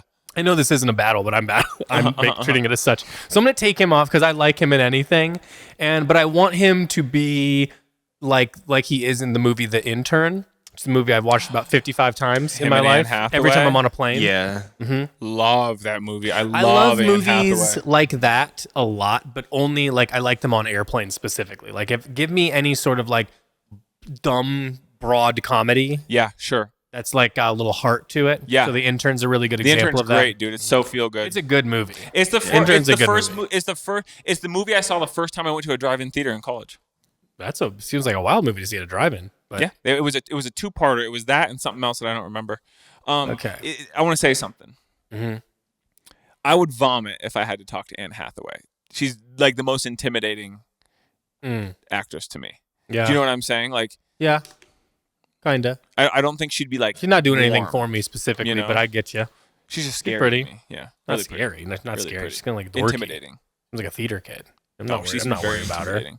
She would not think our bit is very funny. I'll just say that. Okay. I also want Robert De Niro's wife to be Anna Wintour. I know she doesn't do any acting, but I think is she an actress? maybe she'd give it a try. Sure. Yeah. Yeah. They're like I mean, hey, RFK's wife is in Curb, so that's true. That is possible. true, yeah. It's crazy that you know Cheryl Hines as RFK's wife, but I know it from like another podcast. okay. Maybe go one more. One more. You can be a group or a single person, whatever this you will want. be here. another single person. I need some youth in mind. I've got primarily older people. Everyone's over 60. So I got to think of like younger crowd. I really don't know, man. Maybe it's Seth Rogen and Jonah Hill are taking a boys trip. Yeah, I didn't know it was coming, dude. I don't have that many locked and loaded, so It's like the 6 movies you've seen. Just you're putting them all in one place. You're basically Marvel Universing the handful of movies you've seen. yeah, hell yeah. Or it's like I'm thinking of a movie I really like. It's like it's a triplet. They're work friends who wanted to take a month off to go talk about this new business they're starting. It's Terrence Howard, Paul Dano, and who plays Wolverine? Oh, Hugh Jackman. Hugh Jackman. Yeah, Hugh Jackman. From Prisoners. It's just another movie that I like that I could see the three of them melding well together. I don't think he I don't think he gets the prompt. he just is talking about the movies he likes. It has nothing to do with anything. Yeah. You had to know. Okay, I'm going to take, I need younger people. I need young, hot actors. I'm going to go Paul Mescal and who's like a Charlie XCX. She's starting to do some acting, Is she directing really? and stuff. She's like a movie aficionado. I think she could cinephile? out-talk me. Yeah. On movies. Cool. From what I've read. So yeah, we've got them together. I like They're that. just like a cool couple. They're like they brought drugs. You know what I mean? Yeah, hell yeah. They're there just to turn up. Yeah. I think they'd have an interesting dynamic. Yeah. That's pretty good. Yeah. Cool. Can you imagine like a club scene with Paul Mescal and Charlie just looking great, doing their thing? They look in place, but then also Richard Kind and Sally Field. off Molly. They're like, oh goodness, I didn't realize what we'd be doing. Yeah. Damn. Yeah. Richard pretty Kind good. rules, and I know Brendan you don't. Fraser on fentanyl. Yeah, This is cool. I'm sold myself it's on a this. safe dose. It's Yeah. a safe dose. Yeah. but he's Yeah, twisted. yeah. He knows it's clean. Yeah. He got it from good Paul. shit. It's Paul's good not. shit. Paul's just playing Paul Mescal too. Yeah, He is. They're not characters. And to add another Paul to the mix, Paul Giamatti is who supplied them with all their Oh, drugs. he's the drug dealer. Yeah. I like him Paul as maybe. Giamatti I is- like him as the hotel owner. I was just gonna that's say a good he's on good. staff for the hotel in I some like that. regard, and he can get you what you need. Wink, wink. You know what I'm saying? Yeah. And they, Oh, he's like the guy who runs the hotel on John Wick. yes. Actually, no. He can be the drug dealer. Like maybe he lives in the area, but he's American. He does drug trafficking or something. Yeah. I do want the guy that runs the hotel on John Wick to run the hotel at my resort. Yeah. The one who's like, you're now. Is it the old white dude? Ian McShane. Ian McShane. Let me Yeah. see him. I want to make sure I'm thinking of the right dude. Oh wait, Yeah. he's the hotel owner. I guess I was thinking the like concierge, Oh, the bald guy. Lance Reddick? Lance Yeah, Reddick. yeah. That's That's who who I I want. originally thought you meant, and Yeah. then I thought of the other fella. No, he'd be cool to do it because he could play the good guy and villain at the same time. Do you know what I mean? He has that energy where like he could be up to some devious. He could have a secondary motive. You know what I mean? I also want one more. I want Pierce Brosnan and Helen Hunt together. So Helen Hunt. great Can because you if show a me Helen disaster Hunt? happens, like maybe a tsunami happens. Helen Hunt is from Twister, right? You know Helen Hunt. Or wait a minute, do I just want the Mad About You cast? No, I like where I'm at. Pierce Brosnan and Helen Hunt together. That's Helen Hunt. So Bro, that's he's- Jodie Foster. So don't name 3 movies Jodie Foster's in. The True Detective series. Oh my God, that shouldn't count. The movie with Clarice, right? And that's it. Those are like all right, okay, all right. John Malkovich is the bartender, That's pretty good. but he's dosing people, yeah, or and he gets in trouble for it. why can't I think of his name from the drumming movie? Nick Cannon. Nope, you're right. I want J.K. Simmons. That's what I was thinking Yeah. of. But you're right. That's No, better. Nick Cannon's I better. want current Nick Cannon, and I want all of Nick Cannon's kids with him. Yeah, He's hell got yeah. like 15 Yeah, kids. he's got a lot They're of all kids, yeah. cast. They're all hell in it. yeah. Yeah, they're in a villa together. Yeah, That's more like a cheaper die the dozen side thing that's happening. That's dude, just fun. great movie. If you're talking portable DVD era, Steve Martin, Cheaper by the love Dozen, Cheaper not by the the original, the remake. Cheaper by the Dozen, man. And if I'm remembering, it's a beautiful white house on the coast. Yeah. It's kind of a coastal big yard Yeah. situation. Do Love I that. put Sally Field with Pierce Brosnan and actually put Martin Short with Richard Kind? That's Martin Short a would be funny good, couple. yeah. Maybe Yeah. they're just like roommates like Bert and Ernie Yeah. that are on a trip together. Hell yeah. All right. Well, we got a lot of options We got for a the lot of studio now. options. No doubt we're starting with Jennifer Lawrence and Brad Cooper. Brad Cooper. Yeah. All right. Dude, don't you just love Brad and American Jen. Sniper? No, I I love don't. that movie. I didn't like it in the moment. I don't like it now. I've seen it many times. Yeah. I love that movie. That's my kind That's of movie. propaganda, dude. That's That is your kind of movie. So be it. You know, so be it. I love Bradley Cooper in that movie. you are a cab except for American Sniper. You are pro American Sniper. I'm pro American Sniper. I'm pro whatever propaganda film Jake Gyllenhaal is doing because he had a long run of doing. Talking about Jarhead. Well, That was kind of Jarhead is anti. not propaganda. Jarhead is about going to war and not seeing any. Oh no, you're action. talking about End of Watch. I'm talking about End of Watch with Yeah. him and Michael Pena. yeah.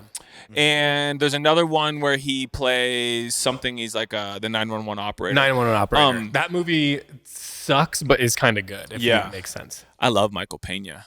Yeah. He's good. Yeah. He's That's just a one of those weird dudes. pull He's for got you. range. Yeah. We You got to know. move on. What's the next one? Hit me We with the gotta next move question. Cool. Okay. on. We could do an hour and a half on that if you want us to. Oh my God. Okay, so last question is going to be 5 most important video games in your youth or teen years. Do you want to lead this off, Timbo, or do you want to do one Okay. on one? Or? Unreal Tournament 2001, OG Counter-Strike, Metal Gear Solid, You correct me if I'm wrong, but was Doom in your realm of? I like Doom a lot, but it wasn't like It a wouldn't huge be one. rankable, sure. I'd say not Diablo, but that maybe NBA Street. And fifth would be I'm struggling. If you want to sit on the fifth, I can name mine. Or do you have one off the rip? I don't want to pressure you. I want to get it because I wanted to be able to do them quick, but now I'm not sure. I want to maybe it needs to be Tony Hawk's Pro Skater. Yeah. Sure. I mean, if we're talking things I actually years, played a lot. Yeah. Or Turok. I like Turok a lot. Interesting. It wasn't necessarily a good game. I just liked playing it. It's tough. Yeah. I have nice memories of it. I also like that game Left 4 Dead because I played that with my friends a lot in college. Yeah. I liked watching people play Resident Evil or Silent Hill, but I did not like playing them. We talked about PT, playable trailer. Remember when PlayStation put that out? That's like the best. Tight. Again, not one I wanted to play, but love to watch people play it. It was a one-room demo. Yeah. That you know this, Cole? Yeah, I've seen old videos of really it. Sick. Mm-hmm. Cool. I either do one of two things. I either like barely play the game, you know what I mean? Or play it. Or I try to go as fast as humanly possible to like not be scared by it. Like like gun like so it's almost like the computer, like the characters, like the NPCs don't know what to do with me because like why did he come in here so quick? And you can tell like they're not reacting correctly. It's not loading the like thing when it's yeah. I think that's pretty good. That's good. I'm fine with that. And you said Metal Gear Solid. That's your OG, though. Yeah. That might even be number one. Yeah. I think I got them in fairly good order, but that could switch out potentially with Unreal or CS. But I played those probably the most. Well, you played CS a ton too. Yeah. I'm in a heavy Counter-Strike era, as I've said. I fucking love Counter-Strike. That's the only thing I'm playing probably for the next 3 years. For me, it's with a bullet. It's RuneScape. I set recovery questions pre 9/11, February 2001, to my OG account. I got holiday drops on that I'm certain if I could get into that account, people would pay thousands of dollars for this account. Like people still playing RuneScape? Oh, motherfuckers are still playing RuneScape. If you go on Discord and you go to the members list on the right, there's a handful of dudes that are always playing RuneScape. So I don't know if they're running bots, but they clearly work remote. You know what I mean? Yeah. And they're playing RuneScape, so they're farming, they're fishing or cooking or what have you. RuneScape. Halo 2. Halo 2 is so fucking important. It was the first game I had on Xbox Live. I was in a Super Bouncing clan, if anybody knows about Super Bouncing. Halo 2 just fucking rules. I thought it was good competitive, but the storyline was also really fun. Custom games, play with your homies. Call of Duty 4 would have to be up there just because that was like 9th grade, so like you're kind of coming of age, but like we made buddies that I later would go to his like graduation party, and like I was friends with all through college and shit, but like we met on Call of Duty, lived in a different part of Ohio. See, this is tough. I'd have to say for nostalgia's sake, Gunbound, I believe, was a Korean browser-based game. If anybody knows Worms, do you remember Worms? It was like the United States alternative. I know Worms very well. It was Korean Worms, if I understand correctly, but Gunbound was really, really, really tight. I played with my buddy 2nd, 3rd, 4th, 5th grade and on. And then outside of that, man, there's a couple of honorable mentions, but like Ragnarok Online was really tight. I didn't play it as long, but it would have been early, staying up all night, watch my buddy's brother play, because he would play with a bunch of Korean kids and he had clans, so he stayed up all night on the weekends to like play. Ragnarok Online was tight.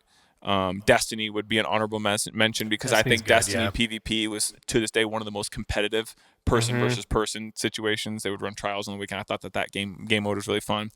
And then like another honorable mention would be like Valorant and Counter-Strike. I just got into Counter-Strike heavy, but I like those games. I think the mechanics are really fun and competitive. But I've been sitting here struggling to think, and I played a lot of Team Fortress too.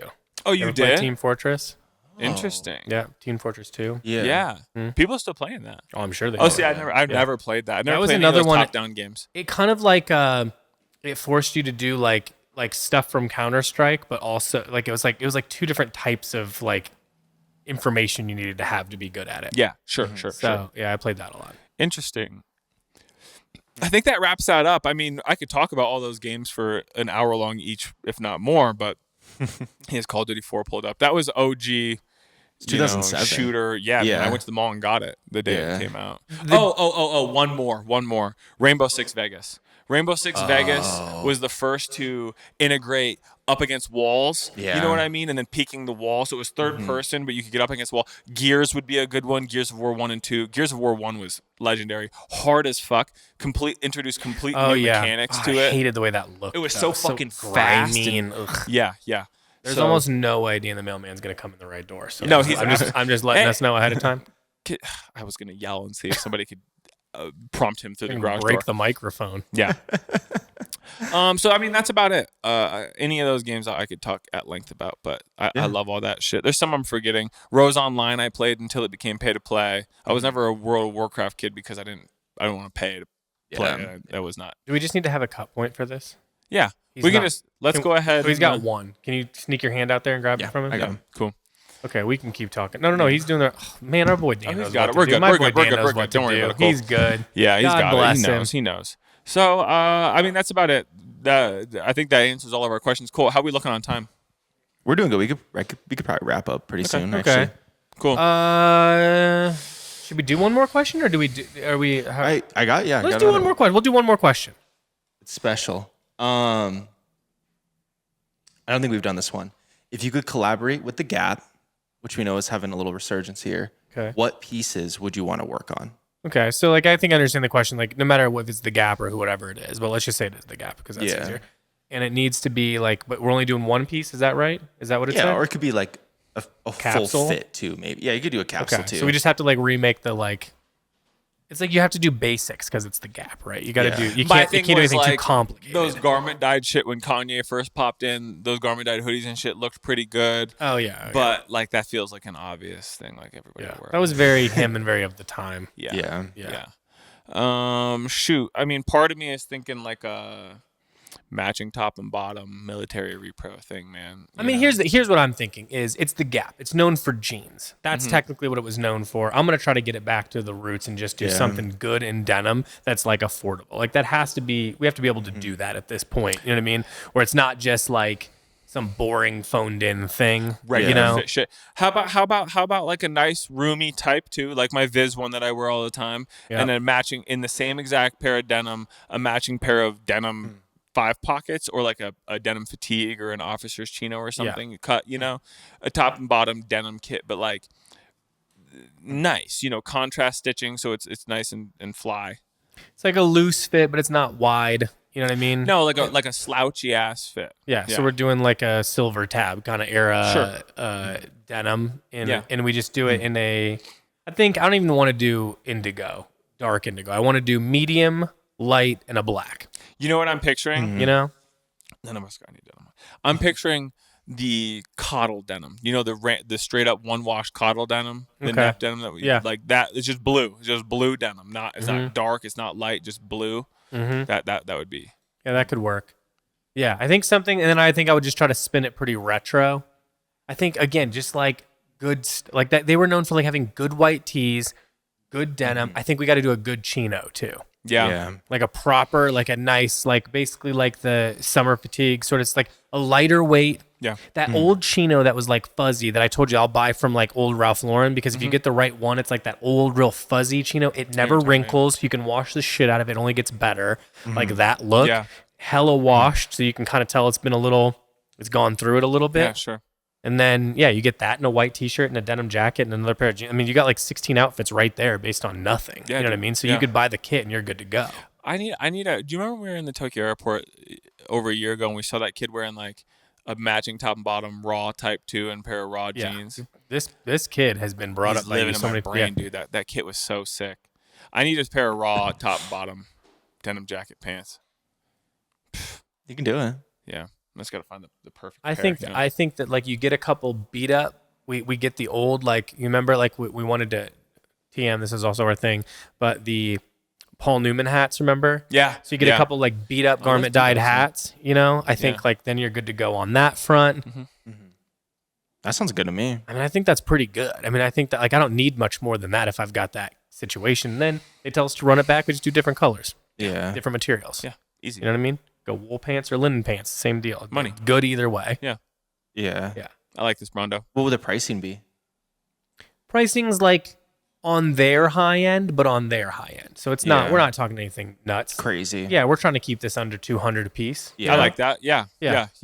jacket 185, pants 170 kind of situation. That seems within the realm of possibility. Yeah. Yeah.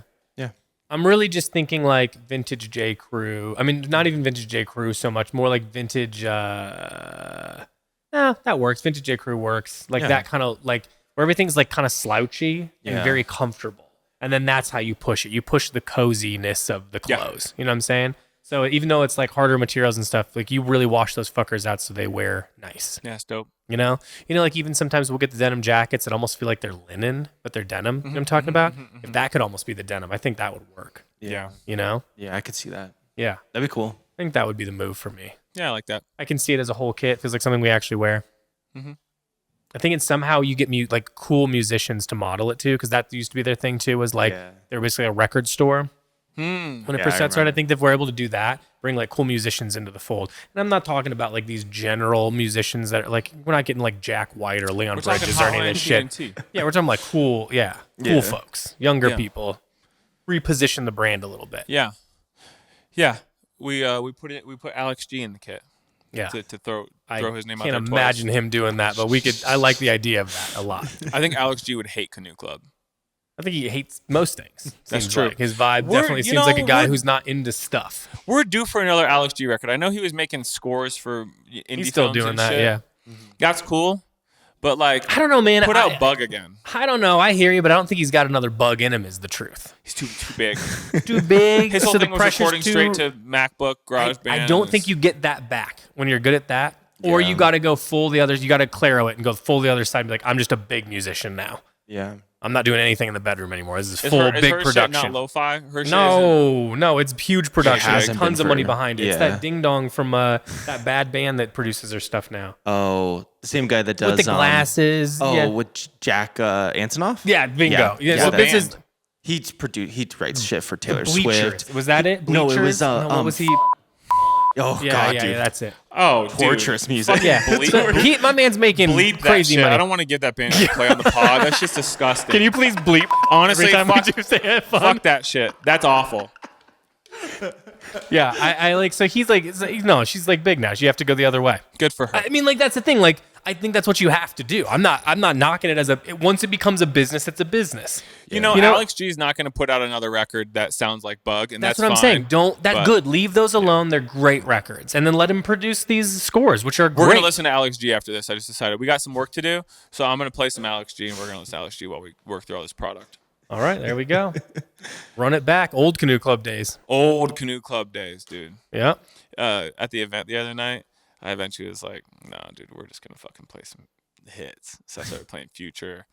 Again, YFN Lucci. I played some Young Thug. It was good. Couldn't even hear it. It was the system was so loud that it was just the production. You couldn't hear what, you know, if you didn't know the tempo, you wouldn't know. Imagine you being like a vinyl DJ. Yeah. You just come with 3 records under your arms because that's all it's going to be. It's just like 3 to dude, 6 records total. I can tell he's got. They're not deep cuts. These He's are the gonna hits, play baby. fucking Codeine Crazy again Yeah. 6 times. Yeah. You hear it end, you hear the record scratch, me pick it up, drop it back on that track, and boom, run it back. Okay, well, what's going on? What do we have? What's new? I don't remember the last time. On the table right now, we have the second shipment from Mono Stereo. If you haven't already checked out the, hold on, there's a record on the front of this, and I wanted to shout out. That's not what it is. But do you remember that? I want to give this record some play for anybody that hasn't heard it. Remember that band Jody? Yeah. Members of Pine Grove, and it had that, I believe the EP was called Coffee, and it's a yellow Like a background with hat. a denim hat on the front of it. If anybody hasn't listened to that, Jody Coffee, I think, is the EP. You're looking for a yellow background with a denim hat. It's not that much out from them, so that'd be the one. But that is so flipping good, dude. Have you heard that new MJ Lenderman track? The one that it's a cover of a guy who released a record recently. It's called like This Is Lori or something. I'm not saying that right, I don't think, but that record's pretty good on its own, but then he had a bunch of people like cover or like do their versions of the records. Had I made a song and then had MJ Lenderman come on and he did that version that he did so good, I would be so pissed. For him to I just wouldn't release it. Just stomp on your shit like I'd be that so and just do mad. better. Like, God, it's so good. Also- it's like he made it his song. And it's like, fuck, it's like... Well, I mean, that happens. It's, there's some, it's Whitney covering Sweet Home, or West Virginia. Oh yeah. It's like they did it better than they would. The OG tune's good, but that Whitney version is so fucking the best good. cover they did was and I don't think there's a Dolly Parton song. No, not for me. I like the NRBQ cover. Oh my god. Yeah. We're gonna listen to Alex G. We're gonna listen to Whitney. Also for the White Lotus thing, I want Lorelai from Gilmore Girls and her daughter to go. Man. As them from Vermont or wherever they live. Connecticut. I love Gilmore Girls. Of course it's Connecticut.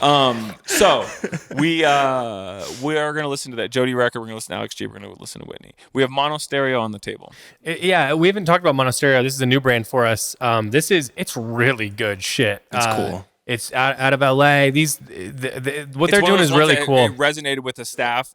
Yeah. And in-store customers that first day we put it out got a lot of love. It's selling quickly, so check it out. I mean, I think that and I'm going to try to restock these actually as soon as we get off this pod, but the t-shirts, they have the raw hem. Slightly cropped raw hem, nice weight to them, not too heavy, not too thin. Really good. Nice colors. For people who like the Lady White fit, don't let the raw hem thwart you. It's really similar to a boxy Lady White. Yeah, exactly. All things considered, it's just the fabric's a little heavier, has a little monostereo flower hit on the back. They really do it up. All really the solid. Details are good. The notions they use are good. Like everything they're doing is just so well thought out, but then also so like hodgepodge, but I mean in the best way possible. It feels crafty in a good way. Yeah, it's really good stuff, man. I got the pants are cool, the jackets, everything is cool. So Cole wearing the jacket. Oh, that's right. Yeah. Got the little that's great. Cop something. Really cool piece. So I definitely check that out. It's a new brand for us. Hell yeah. Monasterio, we love that shit. Out of LA, I think. Yeah. So go show some love to that. That's on the table right now. We have 3 pairs of Vans. We have a couple pairs of Asics. One is a drop. We have some double RL there to unpack, and we have a restock of CDG perfume supposedly landing today. Yep. That should be quite sizable. Clearly, if you're listening to this, you're a customer of ours. MFers love CDG perfume, as do I. The record is called Karaoke from Jody, not Coffee. The song is Coffee, and that is the best song. He's just got it pulled open. Guys, you're here. I don't like that you can see shit that I can't see. I'll get a screen. We're going to put a screen here. I am so sorry. I hate when people are like ADHD. It's thriving in me today. Well, baby, I'm diagnosed. I would be if I wasn't afraid of the doctor, but I'm right there alongside you. Oh, there's no question. I mean? If I've got it, you definitely got it. There's just no question. No question. Anyway, I do apologize that I've been everywhere, but it's sensory overload in here. There's people on the sidewalk. There's many things that I can see that I wouldn't normally see. If this is something that's bothered them, that didn't just hit them. This is the first episode they listened to.